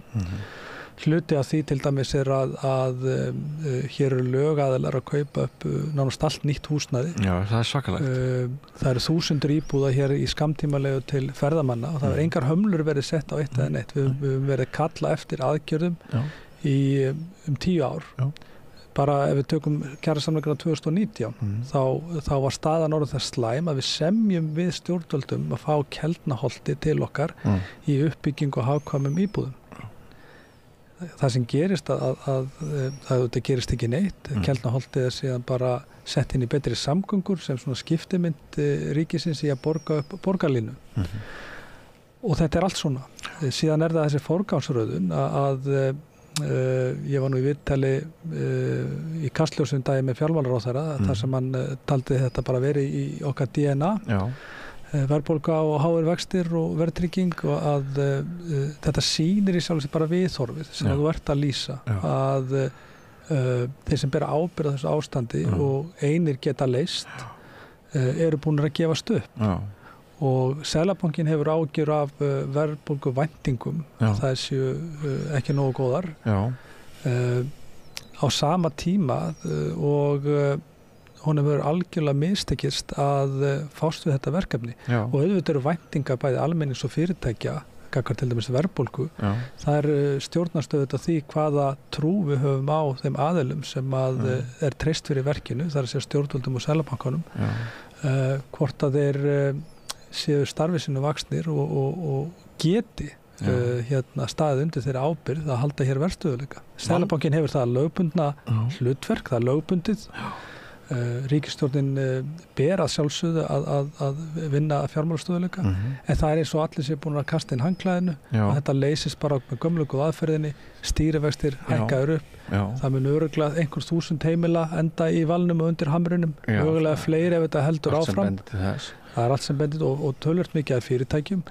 Ef að það fer að gerast sem eru alla líkur á að gerist innan skamms tíma, þá fer fólk að missa vinnu og þá náttúrulega stendur það enga veginn undir þeim skuldbindingu sem það hefur komið sér í og við förum að sjá ákveðin spíral og þetta manngert, þetta ekki eitthvað sem þetta ekki eitthvað sem óumflýjanlegt að sjálfsögðu var hér heimsfaraldur og svo stríðsátök en það eru allt hlutir sem þú leysir ekki með því að hækka þú lækkar ekki heimsmarkaðsverð á bensíni eða raforku með því að hækka stýrivexti á Íslandi, þetta vita allir og síðan húsnæðismarkaðar með þeim hætti að þetta búið að vera fyrirséð og manngerðu vandi sem hefur leitt til þessara miklu verðbólgu og hára vaxta og þetta leysanlegt.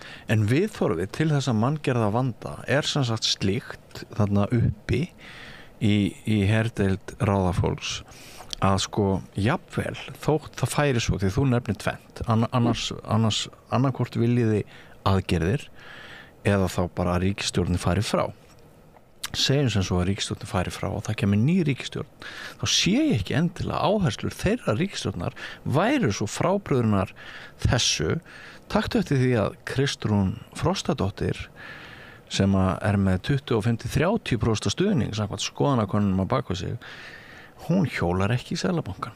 Hún gaggrínir ekki ákvarðanir Seðlabankans með að halda vöxtum svona hátt uppi.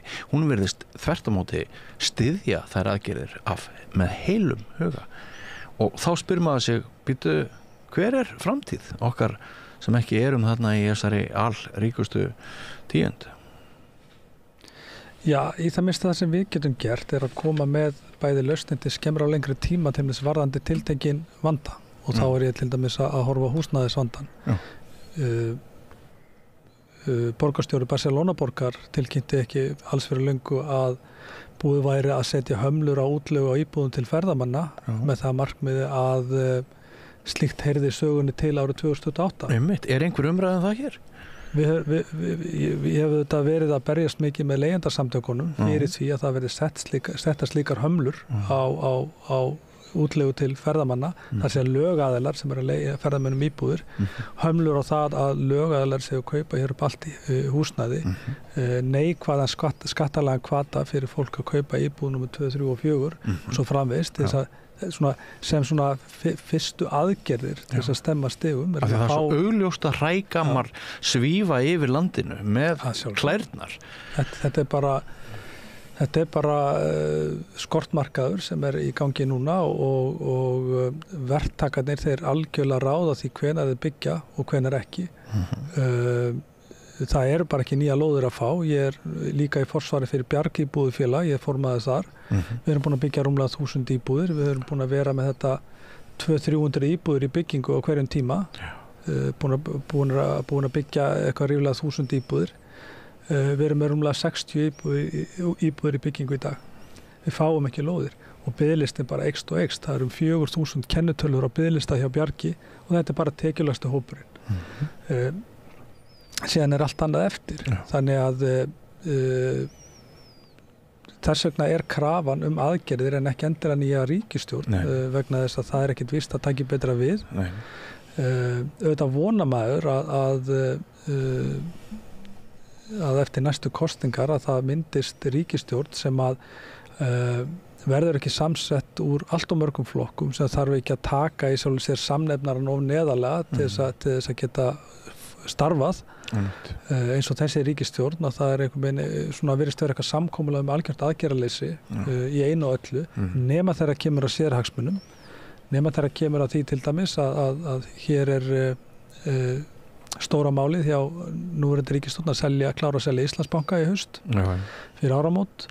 Hér var samkeppnislögum raunni breytt til þess að liðka fyrir afurðastöðum að geta sameinast án íhlutunar samkeppniseftirlitsins. Sem að verður örugglega sem allir áttu sig á því að geta ekki orðið neytendur til góðs og þar var nú formaður þingnefndarinnar Beinn hagaðili af þessari ráðstöfun. Allt svona. Þetta er í sjálfu sér húsaleigulögin, þeim var breytt núna. Við vörðum eindregið við því að ríkisstjórnin hún ætlaði í einu öllu að taka tillögur okkar og lofur ríkisstjórnarinn betri vernd fyrir fólk á leigumarkaði þeim var kastað út gluggann. Og við vörðum við því ef þetta fer svona í gegn að það er margt sem bendir til þess að réttastæða leigjenda bara heila vestni. Og hvað gerist? Jú, Alma fyrirtækið tilkynir núna bara rétt fyrir helgi að langtíma samningar út myndinni, nú er það bara með 13 mánaða samningar. Úr 5 árum lengst í 13 mánaða. Að því að lögin eða þessar breytingar á húsaleigulögum, þeir bara bjóða upp á það að þeir sem vilja hækka, vilja græða, vilja kúga viðskiptavinni sinna á almenningi í landinu og græða hvað sem það kostar að þeir finna leið ef að löggjafinn hefur ekki kjark í að gera eitthvað og þetta er svona svolítið held ég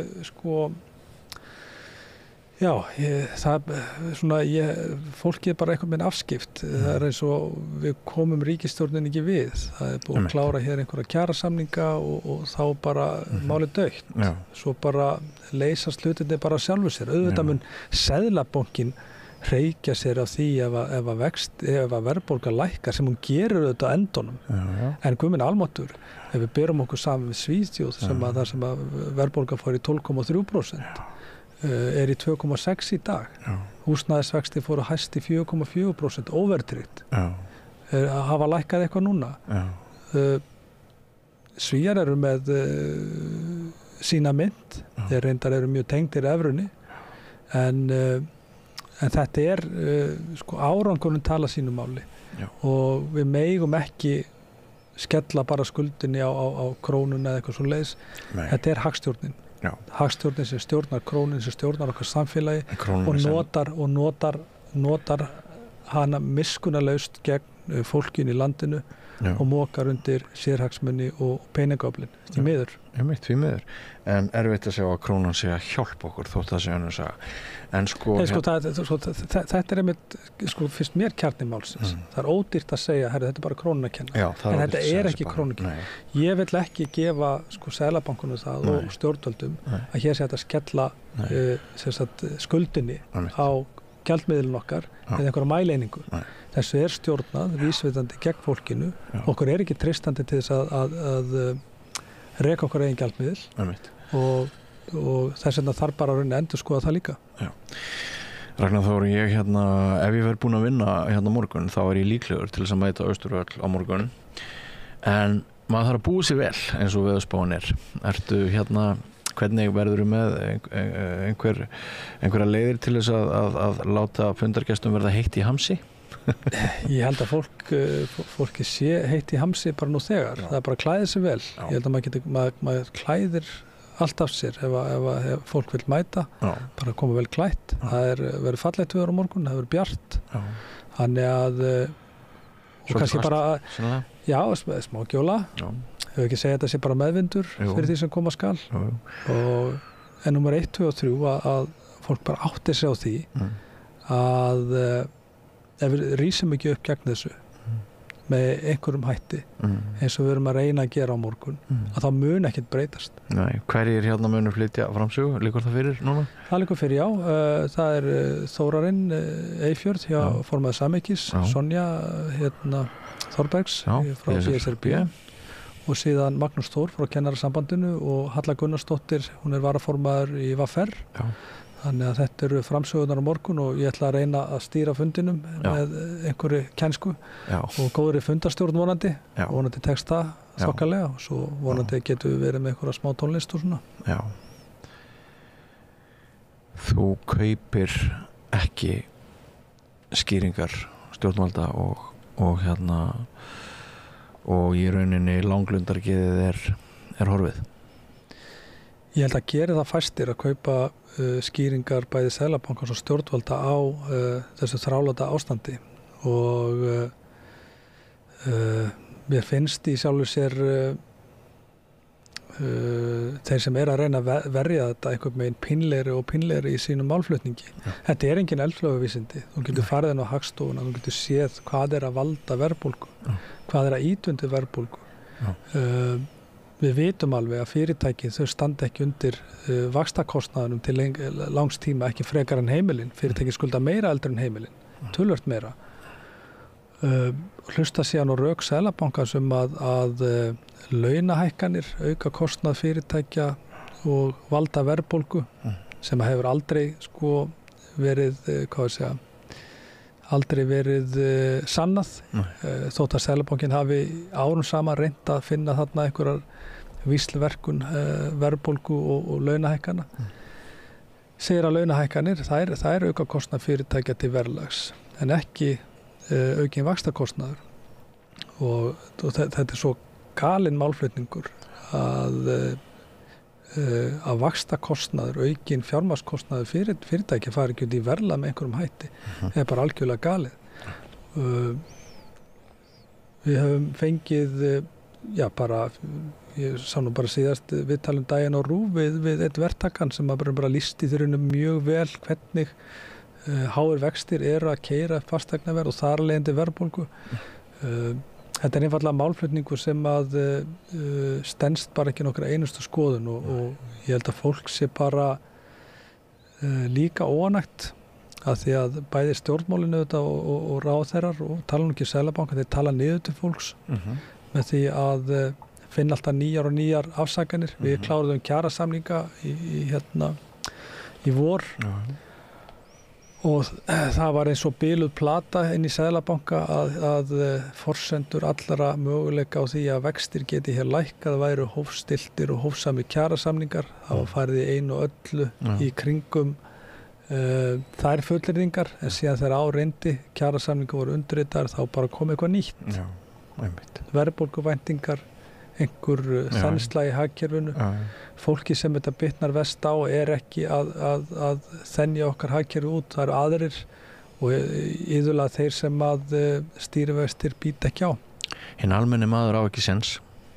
Nei, en þetta náttúrulega getur ekkert enda nema með ósköp. Og því fyrr sem fólk er tilbúið til þess að rísa upp og vakna að þá er það eiginlega undir okkur sjálfum komið hversu slæmt þetta þarf að verða áður en að hægt er að vinda ofan að þessu.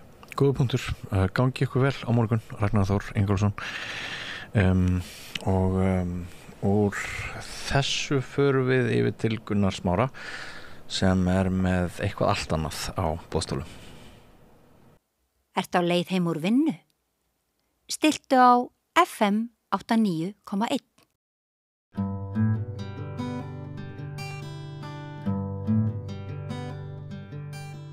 Já, við höfum nokkuð rætt ofbeldi meðal ungdómsins og líka áður en að hörmungaratburður menningarnætur varð, að þá höfum við rætt svona vanlíðan unglinga og svolítið svona hvað að verða drengin okkar og eitthvað lera og ég rekst á Þráinu Farisveit á kaffihúsi eftir að þú hefði skrifað inn á Facebook svona ofbeldi hérna í gamla daga og bauður að koma hingað. Þú ert framkvæmdastjóri Verndar þar sem að í gegn hjá þér fer mikið að fyrrum vandræðadrengjum, vandræðaflingum. Já. Þú búin að vera að vinna í þessu meira og minna alla þína tíð. Já, það passar. Jaðarhópum, eða hvað myndur kalla þetta? Jú, jaðarhópar. Það má auðvitað sjá það skýrt í tölum sem ég held utanum og safna í gegnum spurningar sem ég legg fyrir þá sem koma í gegnum mér að það er klárt að það er helmingur allara sem koma í gegn sem að klára ekki grunnskóla og 30% fara í framhaldsskóla og ljúka honum ekki, hætta að droppa út. Hinn hópurinn hefur einhvers konar háskólastig eða einhverja menntun aðra. Þannig að svona saga þessara drengja er auðvitað þessi þegar maður talar við þá er auðvitað það var meira og minna verið að sparka í þá frá við byrjuðu í skóla. Þeir fundu sig aldrei inn í skólanum og voru svona áttu erfitt fyrir og leið illa. Það kemur líka fram að líðan þeirra í skóla, grunnskóla var yfirleitt slæm. Og í því ljósi í svona þessara umræðu sem við skapast þetta ofbeldi sem að virðist kannski það er ekkert nýtt það er í rauninni að verða alltaf grófara og grófara og við erum að sjá Þú ert viss það? Já, það er að versna? Já, það er að versna Þetta er ekki bara þau vissum að sjá það öðruvísi, meta það öðruvísi þetta er einfallega að versna? Það er að versna það er bæði vopnaburður og notkun þeirra vopna við erum að sjá notkun jafnvel vopna eins og byssur hótanir og ógnandi, jáfnvel þeim hefur verið beitt og hnífstungur þar sem að alvarlegar afleiðingar hafa átt sér svona för með sér að við sjáum ekki alltaf í endan á þessu þó að ekki hafi hlotið spani af í öllum tilvikum þó hefur það samt sem áður átt sér stað það má telja upp til dæmis manndrafnir á Austurvelli, Fjarðarkaupsmálið og svo þetta hræðilega mál sem að núna tengist ljósanótt og viðburðar sem er haldin á vegum borgarinnar. Þannig að við erum að tala ofbeldi á meðal bara barnungra unglinga. Já. Við erum ekki að tala aukið ofbeldi í skipulagðri glæpastarfsemi þroskaðra glæpamanna. Nei. Þannig að við tökum það bara til hliðar. Já, auðvitað höfum við séð breytingar á því líka og líka það að menn upplifa svona meiri ógn í því sambandi en við verðum ég allan verður var við það að það er meiri svona óvægin staða þeirra sem eru jaðarsettir þeir eru svona einhvern veginn bremsulausar það er ekki þannig að menn hafi ekki borið á sig vopn síðustu áratugi og þó er ég að fullyrða það en á þessum tíma sem að til dæmis menn gengu alltaf með vasaníf í vasanum það er auðvitað bara vopn þrátt fyrir átök og annað þá var þeim aldrei beitt dálka, já það er bara, hefði verið þetta beitað með það notuðu menn nefana þannig að það er orðin einhver líka breyting á hátterni og viðhorfum þeirra sem eru að beita þessu ofbeldi til þess hvernig þeir sjá það hvaða afleiðingar munu hljótast af því Ég pröfaði að segja hérna í gær að því vorum að ræða þetta bara svona í vettvangi dagsins sem við köllum þess að vorum að ræða bara ástand í samfélaginu og fréttir vikunar að pröfaði ég að halda því fram að það væri svona ákveðin blekking í samfélaginu sem væri þannig að út frá rannsóknar og greiningar sem að sýnir svona minni áfengisneyslu og minni fíkniefnaneyslu og minni, veit ég hvað kallaði áhættu hegðun svona heilt yfir og almennt að þá verið litið á þessu mikinn árangur í samfélaginu. En þegar þessar tölur verið skoðaðar að þá kemur ljós að sá hópur sem að væri í mikilli neyslu eða augljóslega á jaðrinum að hann hefur ekkert skánað. Að þú veist, fókusin hjá okkur væri eiginlega að draga úr neyslu í þessu tilfelli, því er svona greiningar svo mikill fókus á það, venjulegu krakkana, góðu krakkana, en í sjálfum sem að var aldrei neitt sérstætt vandamál, sko. Vandamálið liggur í þeim sem eru, sko, á jaðrinum, í mikilli neyslu og sá hópur hefur liggur með að segja, sko, anskotan ekkert mingað. Þannig að kannski erum við ekki sérlega góð í því að eiga við hann sem við ættum að vera með aðalfókusin á, en við erum alltaf með fókusin á, sko, góðu krókun. Já, þegar ég tek alveg undir þetta og ég bendi ofta á það að sko, svona heilt yfir, þá ungt fólk að gera góða hluti og sjáum minna áfengisneyslu til að mynda innan hjá okkar raðaina SOA, þá sjáum við færri ungi sem komið meðferð og svona. Þannig að það auðvitað breyting á í þessu og mér finnst svona oftar þetta upplifa það að ungt fólk sé svona heilbrigðara, það svona gefur meir af sér, það faðmast, það er svona öðru seldur það sem kannski ég átti og upplifði á mínum árum.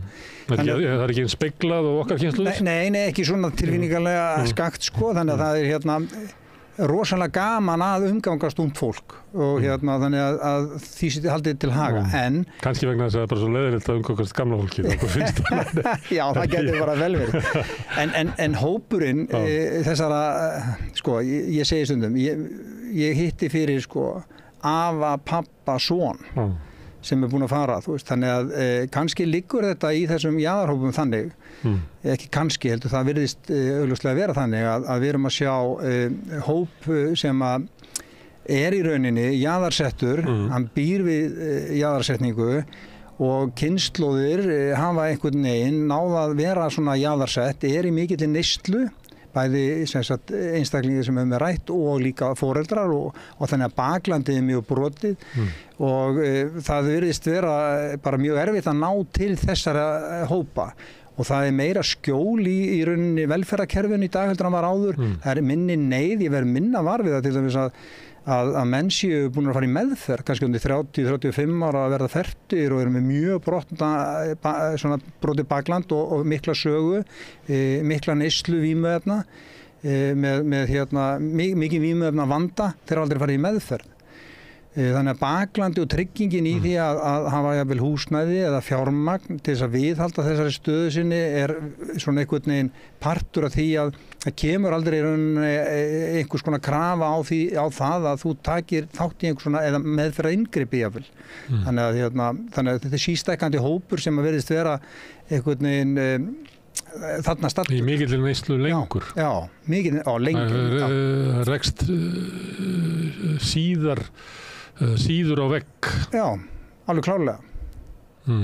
Þannig að það kemur seint að einhver segir við að þetta er bara ekki við hæfi þráin. Já, eða ég vil ekki, bara alls ekki. Kemur bara ekki. Nei, og þannig að en þetta með að því að þú er búin að fylgjast með þessu svo lengi, hvernig bregðust við hópnum sem að kannski í seinustu árum grunnskólans og þegar að fara að nálgast framhaldsskóla aldurinn, bara á kynþroska aldrinum, að þá vitum við það að þeir sem að svona eru jaðarsettir einhverjum ástæðum, getur verið krakkar sem ykkur neyslu og þá eru líklega í neyslum út af því að þau eru að taka inn efnið til þess að slökkva einhverja skömm eða einhverja kvöl en það er líka fólk sem er kannski bara einhvern veginn eftir á eða fólk sem eru orðið í einelti og það verða til í öllum svona skólum svona einhver hliðarveröld þar sem að þú getur fengið viðurkenningu sem þú færir bara alls ekki að því að stóra meginströms hópurinn, hann er svo miskunnarlaus að þú verður að fitta inn til þess að fá hana með.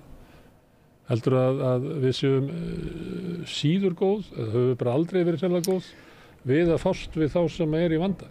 Myndi ég held að þetta vera fókusin okkar? Já, ég held sko að þetta hafi nú skánað eitthvað, en samt svona heilt yfir litið þá eigum við langt í land með það að reyna að fanga áhuga þeirra sem við erum að ræða Það þarf að segja að þú passir ekki inn í að allir eiga að kunna dönsku, allir eiga geta skrifað ensku eða starffræði eða réttritun, en það er bara við vitum það í dag að svo bara að vera klæddur í réttu merkin og heilt krakka að tala þetta, það sé rosalegur félagslegur þrýstingur á því að bara vera með, í öllu en það er auðvitað þannig að þegar þú ert í skólanum og finnur að þú tilir ekki eins og kemur fram í lestravanda og öðru þá ertu ansi fljótur að spinna þig frá og þá fer það að sýna hvar þú ert stattur til þess að halda einhverjum status. Hvernig gera þeir það, þessi strákar? Jú, þeir sýna það með því að fara út í einhver töffaraskap, snúa sig út úr og í því auðvitað þessu tengd, eins og að segja,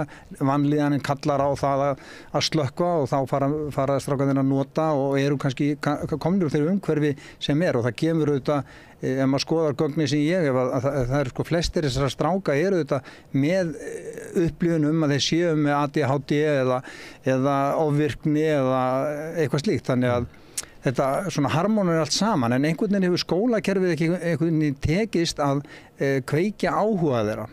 Þeir hafa allt annan áhuga heldur en að læra dönsku. Þannig að það viðfangsefnið. Við ættum að vita að við með margra áratuga reynslu á því að það ekki hægt að tróða dönsku í þess að ríki. Já, nákvæmlega. Það alveg nákvæmlega það. Það má alveg bara segja það fullreynt. Já, alveg fullreynt sko. Herðu, en þú skrifar á Facebook og þá varst að rifja upp ofbeldi í gamla daga, eins og sagt því miður þá var æska þín orðin gamla dagar. Og þá varst að tala 13. í Hafnarfirði sem var náttúrulega ég held að var ekki bara löggan kveið þessu eða bara lokað sér inni þegar þetta skall á? Jú, það er alveg klárt að svona ef ég horfa í baksýnisspegilinn sko, þó að á þessum tímum hafi auðvitað verið að tala alls konar svona hálfskemmtun í því ljósi og eins og var þetta að sjá sko á kommentum þá fannst fólki þetta kannski gaman. En í ljósi fortíðan og framtíðan þá finnst mér svona ef maður skoðar í baksýnisspegilinn þá sér maður auðvitað margt sem er mjög skrítið við þetta að svona atburður, einhvers konar 13. gleði sveitafélagsins, Hafnarfjarðarbæjar sem var haldinn á 13. hafi borið með þeim hætti upp að 1964 þá hefst einhvers konar óöld sem viðgengst síðan bara og ég held að sko 86, 88 hafi svona verið svona slökkt á þessu endanlega en allan hennar tíma þá var í rauninni hálfgerð svona styrjöld í Hafnarfirði. Menn gengu þar og brutu alla glugga, bjuggu til sprengjur, molotov-koktela, gas og súr, voru að skrúa saman fittings. Varst þú í þessu? Já, ég var auðvitað atkvæða mikill í þessu á þessum tíma. Og ég svona í hvað var á hverju? Ég sko, það var kannski vegna þess að ég tilheyrði þessum hópi Ég meina, er þetta uppreisn eða hvað er þetta? Sko, ég tilheyrði það var kveikt í bílum og svona? Já, bátum og alls konar sko. Ég tilheyrði kannski þeim hópi þar sem að skólinn greip mig ekki og var sýnt og heilat einhvern veginn settur svona út á kantinn og fór ekki þetta mainstream sko. Þannig að í sjálfum sér var maður þá alltaf út á kanti og þetta eiginlega raungerist þannig að maður finnur eins og ég var að segja sko, maður tilheyrir allt í einu einhverjum sem er á árgangnum á undan eða þar á undan þannig að maður fór að tengjast miklu eldri einstaklingum til þess að reyna að hafa einhverja stöðu og þessu fylgdi þetta fá respekt já og maður var ekki dæmdur eins og maður upplifði í skólanum að maður var hálfgerður tossi með ADHD og ofvirkni og fungeraði illa inn í þessu kerfi þannig að maður einhvern veginn svona fann sig inn í þennan farveg að tilheyra þeim sem á undan manni komu. En svo kom 13. og þá eruðu þið hvað dúksarnir í Já, það má ég segja það að það voru ekki bara jaðarkrakkar sem tóku þátt í þessu, þetta var svona Nei, þetta var ansi almennt en það sem er kannski í þessu að þeir sem voru kannski veikir fyrir þeir náðu betri tengingu við þá sem höfðu betri reynslu og þetta var náttúrulega kannski á þessum tíma þó að fólk átti sig ekki á því að þegar 13. kom og óöldin hófst þá parkeruðu bara 3, 4, 5 stóra rútur það komu tugi lögregluþjóna á Reykjavík, jafnvel Kópavogi og annar stað frá og fólk var bara rifið inn hundruðum saman inn í rúturnar og fólki var keyrt upp í Haukahús og upp í FH-hús og áhalda geymslurnar og þar var bara fólk vista til þess að reyna að koma í veg fyrir frekar í skada og þetta var einhvern veginn þannig að þetta fekk að viðgangast Ekki, það fikk ekki viðkast, þau voru að handtaka ykkur og koma ykkur upp í Haukahús. Jú, en það enga síður, þá þó að það hafi verið fjöldahandtökur, þá kannski voru atkvæða mestu einstaklingarnir ekki handteknir. Og kannski var það líka þannig að þeir lærður á kannski það hvernig kerfi virkaði.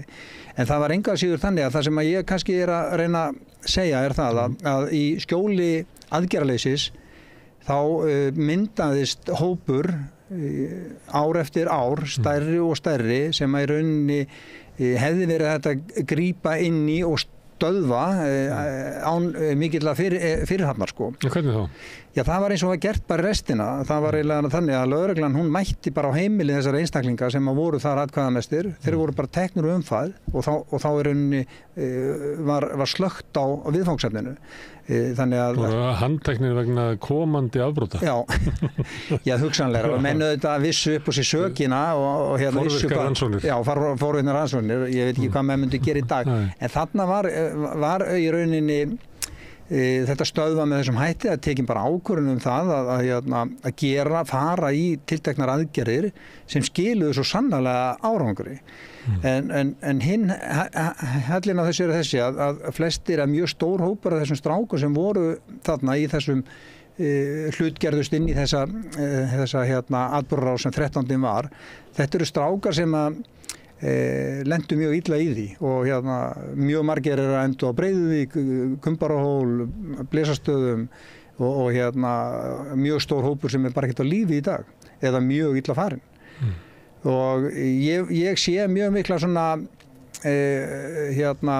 tengingu við þetta sem er að gera í dag. Það er sístækkandi hópur sem er að hópast saman við mjög svipar aðstæður þar sem það eru mjög sterkir, kraftmiklir einstaklingar sem eru ekki að samsæla sér inn í samfélaginu og ungt fólk sem hefur áhuga, vill og kemur, það blandast inn í þessa hópa sem býður auðvitað hættunni heim.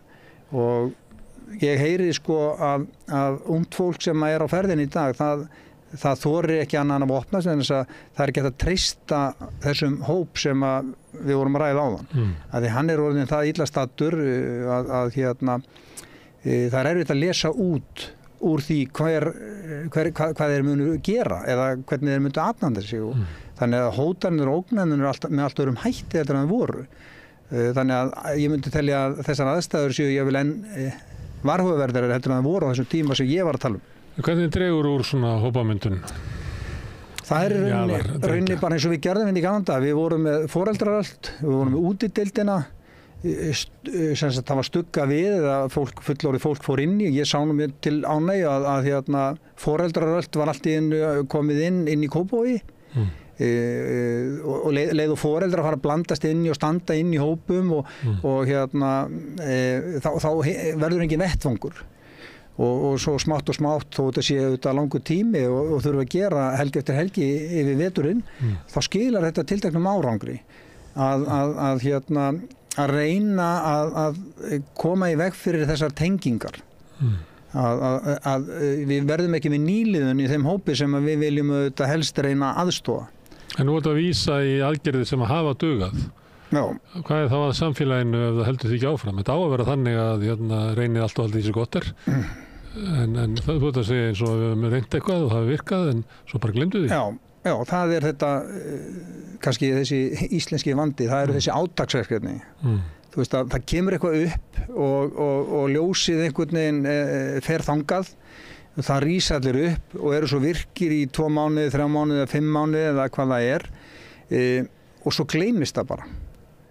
Og svo allt í einu þá vöknum við upp við þennan vondan draum að staðan í samfélaginu er bara orðin varhugaverð og hættuleg. Og ég þori að fullyrða það að, þú veist, að þeir sem ganga götur Reykjavíkur bara að laugardag og föstu að laugardag og sunnudagskvölda að þeim rís óhugur yfir því hvert ástandið er orðið í bænum. Og það er ekki gott að skapa eða ala á slíkum ótta gagnvart því að geta ekki heimsótt Reykjavík eða farin í bæ. það virkilega þannig? Já, ég heyri þetta mjög. Ég býð þannig niður í bæ. Ég kannski upplifði mig bara sem eitthvað svona gamla kall sem að, þú veist, bara fólk sér ekki, sko. Já. Nei, það eru pústrar og hérna... Ég er alltaf ekki í nætuljónu, ég er bara að labba... en ég er að tala um þessi kvöld og helgar. Og við þekkjum auðvitað þessi mál eins og voru eins og 13. í Hafnarfirði og Hallarishplanið og tímalengd opnunar og veitingasum sem menn þurft að draga tilbaka og svo fram til götunum þannig að allt endar þetta illa, þú veist, það í rauninni Hallarishplanið, það endaði eða var undir svona áhrifum af svona mjög heftalegu ofbeldi þegar maður sem var að koma úr vinnu, fekk stein í höfuðið og ég man nú eftir svona kátínu eins og þegar álverið var að senda menn heima í rútum inn í Hafnarfirði og lentu inn í þvögun inn í Hafnarfirði og voru handteknir og vistaðir upp í Haukahúsi. Þannig að það er alls konar svona en þetta er samt í ljósi fortíðarinnar þá er þessi staða að reyna ekki að grípa inn í og hafa ekki áhrif á það að þetta sé með þessum hætti, það er grafalvarlegt. Að mínu viti, að það sé hérna eins og ljósanótt einhverju 100 barna á ferðinni ofur Ölvi og enginn er með afskipti af. Það er bara ekki nógu gott. Alveg svo við erum með sviðstjóra, við erum með tónlistastjóra og alls konar fólk í alls konar hlutverkum hjá borginni. Félagsþjónustan ættu auðvitað að vera ábyrg fyrir því að á svona risastóru kvöldi að það sé eitthvað eftirlit með því að þetta gerist ekki. Það er mín skoðun.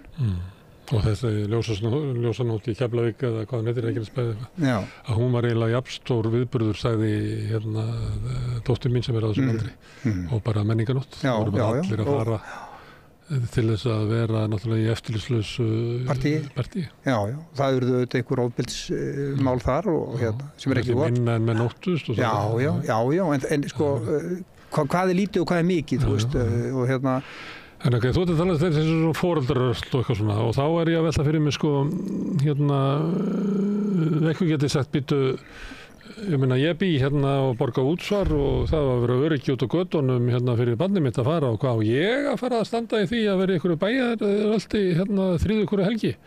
Og svo segir sveitafélagið eitthvað og svo segir ríkið eitthvað og svo segir löggan eitthvað og er þetta eitthvað þannig að sé Sko þetta er auðvitað þessi viðhorf sem að maður hræðist mest orðið í samfélaginu. Það er það að það sé alltaf margir sem bara rísu upp og segja herðu ég sætti mig ekki við það að get ekki A og B og C. Ég er neitandi, ég er bara að borga útsvar og þá vil ég fá þetta og hér er barnið mitt og taktu það inn í leikskólan og ég vil að sé öryggi út á göttum og það er það sama og maður heyrir auðvitað úr skólum. Það er ekki mitt að búa til eitthvað samfélag. Nei, en þetta heyrir við líka í skólunum að þegar eitthvað kemur upp á og eitthvað stað þarf að stíga inn í þá koma foreldrar og skamma kennarana og telja og ég heyrði meira segja að einhverju skóla sem voru að taka hnífa af ungmennum að þeir hefðu fengið bátt bæði frá borgin og einhverju foreldrum þannig að það brjóta eignarrétt. Já, bara afskiptasemi og eitthvað svona og En það sem er í þessu eins og alltaf hefur verið að þeir sem að koma á foreldrafundina, kynningarnar og eru virkir í því að styðja við börnin í skólanum, þetta er oft sama fólkið sem kemur ekki, það ætti að vera þar. Það er sama á við... Þessum þarf að vera með eitthvað planið og hvernig þú nálgast á jaðarhópi. Já, og þá er það auðvitað þetta eins og ég segi að þeir sem að hafa kærleika og eru í rauninni kannski með sýnileikan annan eru tilbúinir að veita aðstóð eða koma og vera þátttakendur í foreldrafélagi að þeir eru að hugsa hina þó að hinir sem eru þá ekki tilbúinir og hafa foreldrana sem ekki eru kannski tilbúinir að styðja þá er þessi nálgun foreldrana hún er alltaf svo farsalasta og það hefur alltaf sýnt sig því meira sem að fjölskyldan styður við hver svo sem það er, þú veist eins og Saga segir með þorpi sem að tekur að sér að alveg barnið og þannig að það er mjög mikilvægt að reyna að fá fólk til þess að hugsa aftur.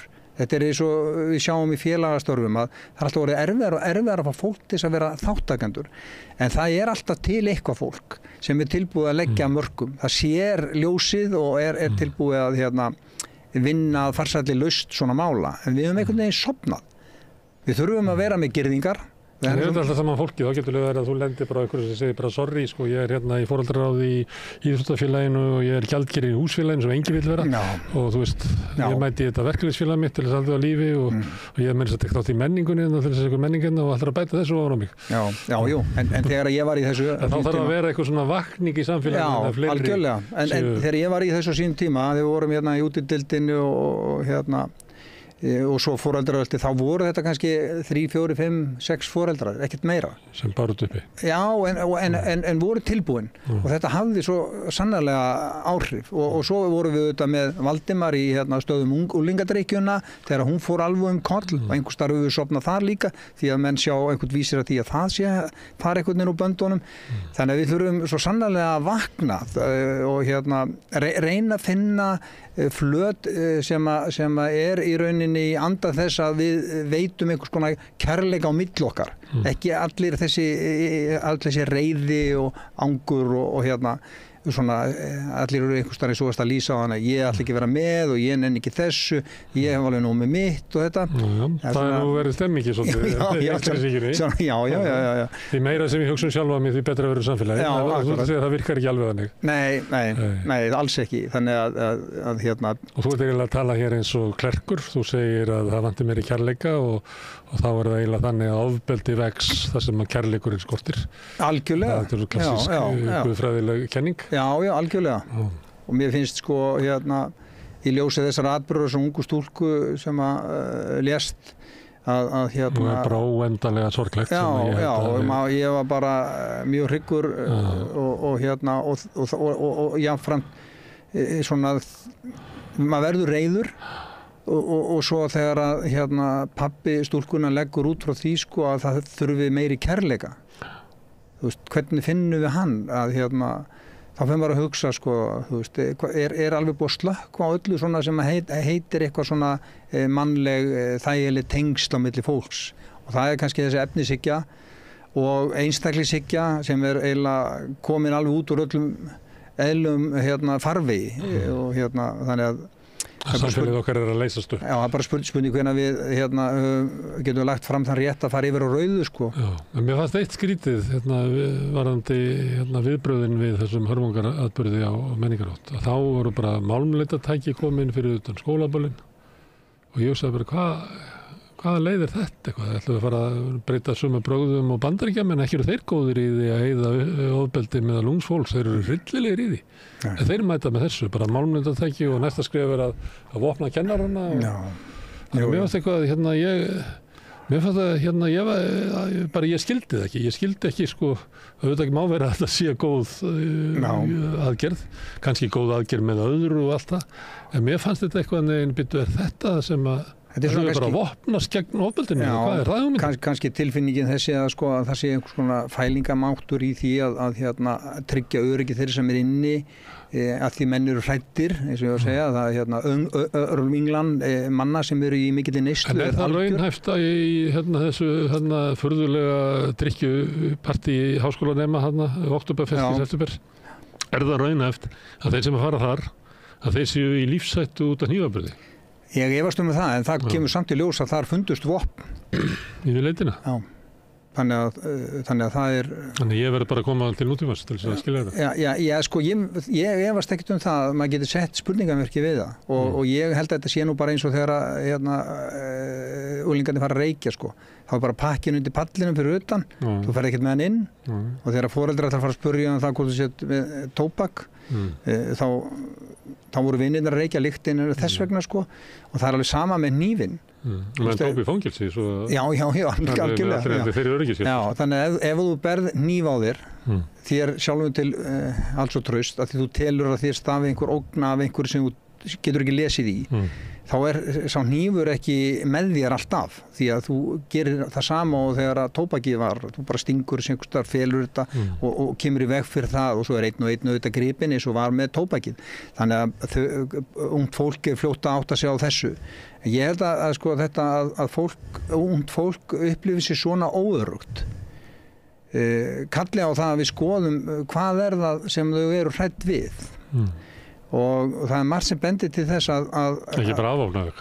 Nei, það er eitthvað sem hræðir þau og þau telja sig standa betur að vígi að vera með eitthvað og það kannski tengist einmitt þeim sögum sem að ég hef heyrt að þeir sem að eru hvað erfiðastir, þeir eru tilbúnir að beita svona ofbeldi og hafa gert á þess að krakkarnir í rauninni beri upp þá sögu, stungið einstaklinga í lærin og svo fram undir göttunum og þá ekkert þetta að fara neitt með það vegna þess að það kalla bara á enn frekar ofbeldi svo fram undir göttunum. Þannig að það erfiðara orðið að lesa í þessa einstaklinga sem að að beita þessu ofbeldi. Þannig að foreldrarnir eru jafnvel konið í þá stöðu að geta ekki einhvern veginn staðið með ungmenninu og farið með máli lengra því það óttast að ungmennið eða jafnvel fjölskyldan stafi ógn af þeim sem að ofbeldi steðjar að. Þannig að þú eru tilfinningu að sé að versna okkur? Ég alveg klár því að það verður að gerast eitthvað mikið til þess og ég held að það sé þannig að það sé auðvitað verið að vinna í öllum þessum endum í dag og það verður auðvitað bara að grípa inn í, það verður að varpa ljósi á það sko hvert meinið og ég held líka eins og hefur verið bent á að heilsa ungs fólks almennt hefur versnað, það eru stór hópur sem á lyfjum sem er óskýranlegt með við þá tíðni sem annars staðar á Norðurlöndum til dæmis og að það þurfi meiri fjármagn í að hjálpa til í þessu. Það er hellinga fjármagn sem fer í lyfin sko. Já, klálega sko. Þannig að það virðist ekki vera neitt. Þannig að þetta er nóga pening. Já, nóga pening þar sko. En einhvern veginn hefur þessi þetta ákall þeirra sem hafa mest talað þessar áhyggjur sínar að það virðist vera lítið gert. Bugl hefur til dæmis ekki haft rétt utanumhald og við sjáum að Stuðlar eru til dæmis núna yfirfullir af einhverjum einstaklingum sem eru bara í gæsluvarðhaldi og búið að þurrka út eiginlega aðra starfsemi. Já, meðferðarstarfið er einhvern veginn lagt til hliðar og eins og ég segi sko, þegar við erum að tala ungt fólk, við erum ekki að tala einhverja lítil börn sko. Þannig að einstaklingur sem 17 ára, hann getur verið sko, í ljósi stærðar sinnar og krafts, jafnvel meira ókveikjandi heldur en sá sem hefur verið kallaði Lalli hnífur eða eitthvað í 30 ár sko. Þannig að þetta er orðið svolítið svona skrítið að eiga við og þannig að það þarf einhvern veginn að sjá þetta í þessu ljósi að líka það, eins og ég var að segja á hana, að það þarf einhver að bera ábyrgð á því hvernig staðan er. Þetta er ekki eðlilegt. Það er ekkert eðlilegt við það. Það er ekkert eðlilegt við það að ljósanótt eða í túnni heima eða ljósanótt eða menninganótt minna ég að það séu... Þróist út í ykkur og svona... Já, nákvæmlega. Ég hugsaði það þegar ég bý nú í Hverfisgötuna og það var búið að stilla upp sviði og það var DJ Margeir sem er bara fínn diskotekar inni en ég bara var alltaf við ákveður þetta komið út á götu og menninganótt sko.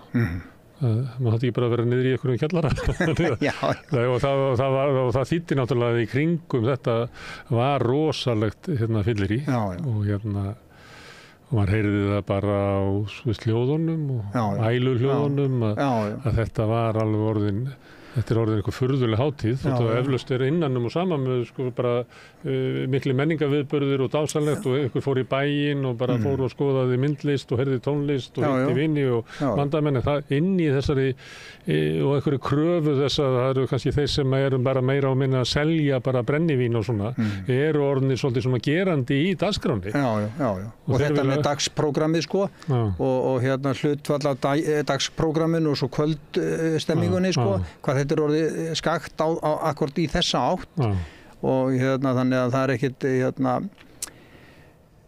allt fólk sem er í rauninni að hafa gaman og skemmta sér og fjölskyldurnar sem hafa svo sannarlega gaman, það er oftast farið þegar að þegar fjörið byrjar. Já, og þannig að við erum ekki að passa upp á það að fjölskyldan fá ekki nóg, heldur það er að hinir get ekki stoppað sko. Þannig að það er og Oktoberfest las ég að það er mikið verið að kvarta út af ólátum og bara háa og færa þetta nær háskólanum þetta er ykkur tjaldi og sem er í Skólavörðuholtinu sem snýr að þessu þetta er náttúrulega bara þetta liggur við að þetta sko hreyfir úðurnar hljóðmengun og háaði en það er einhvern veginn að má hvergi segja nei orðið í þetta, eins og ég sagði þarna með rauðaljósi sko, það bara spurning hvenær maður getur kert það sko að fá ekki farið yfir á rauðu sko. Þetta einhvern veginn virkar svona, þetta sama með unga fólki sko, við vitum það að hegningarlögin eru auðvitað þannig uppsett að það eru almenn og sérstök varnaðar á við refsinga sem fylgja tilteknum svona sjónarmiðum og markmiðum og ég er alveg klár á því að þetta veit engin ungur maður eða kona í dag, þú veist að það er ekki línulegri dagskrá, þá velur allt efni sem það sér, þannig að upplýsingarnar um það hvað er jafnvel að gerast, ég er ekki viss alls upplýstir það, en það var eitt sem benti mér á það að í sambandi við þetta mál sem gerðist á menningarnótt, þetta að það hefði verið sko, ég man ekki hvort að segja 800 eða 8.000 einstaklingar sem deildu í rauninni eða tóku þátt í umræðinni varðandi sko einstaklingin sem hafði framið brotið, sem segir okkur það að unga fólki nú ekki alveg meðvitað það hvað það að skrifa eða hvað það að segja sko, eða í hverju það að taka þátt í, þú veist, miðað við það að geta sett þar inn alls konar orðfæri sem tengjast miskunnarlausri skoðun þeirra á því hvað gerðist, og ég ætla ekki að draga úr því að auðvitað allir reiðir og allt það, en þarna er líka kannski unga fólki ekki vel hugsandi. Þannig að það er illa meðvitað það sko hvað internetu og... Við erum náttúrulega með þetta tæki þar sem að fer í gegnum aldurshópana eldsnöggt miklar upplýsingar. Ég verið að vera þetta á mínu heimili þar sem að kemur frá dóttur minni bara þegar ykkur er svona í fréttunum í kastu lögina þá er ótrúlega upplýsingar sem komið þar, ég veit ekki hvað að þessu sagt eða lögið sko. Nei. En þau eru að kannski vegna þess að fjölmiðlarnir eru ekki að segja þetta. Nei. Algoritminn náttúrulega líka, þú opnar eitthvað í 2 eða 5 eða 10 eða 20 sekúndur sko, og þá er það bara spurning hvaða fréttur þú fær þá með hvað þú stoppa lengi, þannig að börninu líka svolítið óvarin fyrir þessu. Þau eru líka að segja fréttirna svona bara eins og við myndum segja fréttir ef ég hitti á þetta götu og ég hefði orðið vitnið eitthvað, þá myndi ég bara segja þér frá því. Fjölmiðlarnir eru komnir í að þetta er komið í svona umbúnað og svona blöð, að það er ekkert svo langt síðan að var sagt frá því að sko Þráinn Farisveit ók landróðarbifrið sína í veg fyrir skótabifrið Gunnar Smára og inn í hliðina svo að þau þurftu að klippa Gunnar Smára út og hann var fluttur upp á spítal og er líklega mjálmabrotin. Þetta var sagt frá þessu fréttu svona. Það er miklu seinna sem að allt í einu, þú veist, einu opinbera umræða á að vera í eitthvað svona umbúnað að við erum ekki að tala eitthvað og ekki segja eitthvað og þar alveg þegar þú komið þetta tæki í hendurnar þar sem að fólk er að segja sko fréttir eins og fólk hefur alltaf satt fréttir frá því að við komum úr hellinum að þá náttúrulega virka þessi tæki og þá verður kannski það sem að kemur út, það sem að þú ert að segja fylgist ekki með, það kemur út í sko kvöldfréttum RÚV, það er ekki fréttar ekki með það sem ég fekk hér. Þannig það er eitthvað kannski sem að ættum við að hugsa þetta líka. Já, en það er líka spurningi sko hvað er verið að segja í rauninni á miðlunum, þú veist, hvað er, þú veist, hvað unga fólki er að lesa. Og við vitum það sko að þegar Fréttablaðið eins og þekkir og Morgunblaðið þá er svona kannski erfitt að lesa ekki stereó sko ef maður var annars vegar að fylgjast með. Og ég held að sko upplýsingarnar og maður heyrir það í unga fólkinu sko að það er eitthvað bara svona kannski bein tilvitnun í eitthvað en ekki sko almennt og ef það er ekki svona eitthvað sem kemur svona fast upp sko ég sá nú bara móðir sem var að lýsa því yfir að sonurinn hefði verið lenti í svona hrikalegu ofbeldi þar sem að ung stúlka hefði beitt hnífi afleiðingarnar af því seinna en máli sjálft fekk enga svona upplýsingar sko. Það lág ekki í öllum miðlum og það voru ekki allir að lesa það voru ekki 8.000 like eða slíkt sko. Þannig að það er sko svo ótrúlega margt sem gerist sem að kemur aldrei fyrir sjónar þessar unga fólks þannig að alvarleiki þessara mála er kannski ekki alveg að öllum ljós. Það sé á við. Þetta mál er þá alls í... Það kemst það kannski ekki bara á vettvang almennu fjölmiðla. Kannski hafa þeir bara á þessar 2 mánuði sem lýstir áðan og svo fyrir fólk bara að hugsa eitthvað allt annað. Já, algjörlega. En það er náttúrulega við samfélagið sem þarf að vera vakandi og ekki í átökum. Auðvitað er alltaf átök góð og samanber krabbameinsfélaginu þegar kemur með sölu argumentin við því að þú styðið við þá og svo framöndu göttunum, þetta er þetta átök sem en svona það sem við erum að tala almennt að halda upp í þessum óljósu gerðingum varðandi það hvað er rétt og hvað er ránt og svart og hvítt og svona það þarf að vera miklu skýrari sjónarmið á því hvernig við gerum þessa hluti til frambúðar að þýðir ekki eins og ég var að segja áðan að slaka bara svona á og þú lýstir því vel á að bróðurparturinn á ungu fólki er á góðum stað en það er margt sem hillir undir það að þetta geti bara farið mjög illa á meðan önnur Evrópulönd eru að horfa hingað varðandi þessi mál og hvernig okkur hefur tekist í forvarnarmálum að við sjöum einhvern veginn á þeirri leið að við ætlum að fara að sleppa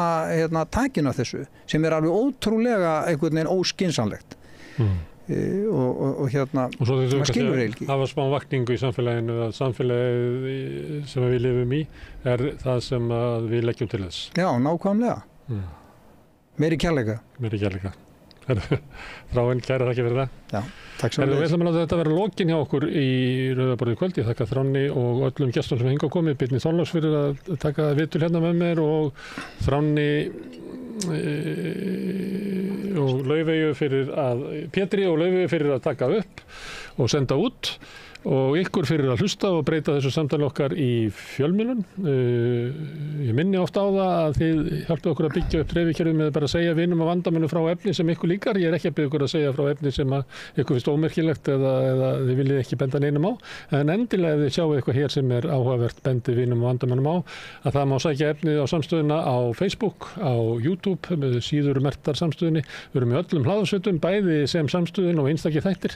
Við erum í útvarpinu á Stórhöfuðborgarsvæðinu 89,1 á FM og það má sækja þar útasendingar á spilaran, spilari.is á netinu og spilarinn er líka app sem má hlaðinur í síman og hlusta á samstöðuna og allar íslenskar útastöðu hvað sem er í heiminum. Við erum komin í sjónvarpið til þeirra sem eru svo heppin að skipta við síman. Það eru númer 5 á fjarstýringunni, kannski, ef þið vill, ég veit ekki, munu önnur fjarskiptafyrirtæki bjóða sínu viðskiptunum líka upp á efni frá samstöðunni 24 tíma sólarhring, 7 vikunar, allan ársins hring, samfélagsumræðu, þetta rauða borð og í öðru þáttum samstöðunnar. Samstöðin hefur verið byggð upp á framlagi áhorfenda og áheyrenda sem hafa lagt samstöðinni lið með að gerast áskrifundur. Það kostar 2.500 krónur. Þið getur farið inn á samstöðin.is, það er hnappur sem ástendur áskrift og skráðu ykkur fyrir. Þið megi borga meirið þið viljað og þið sem kjósið getur látið áskriftin að renna sem félagsgjöldin í Alþýðufélagið og það er Alþýðufélagið sem á og rekur samstöðin. Allt sem þið sjáuð hér og heyrið er í búið áskrifenda og við þökkum þeim kærlega fyrir. En þetta er búið hjá okkur í kvöld.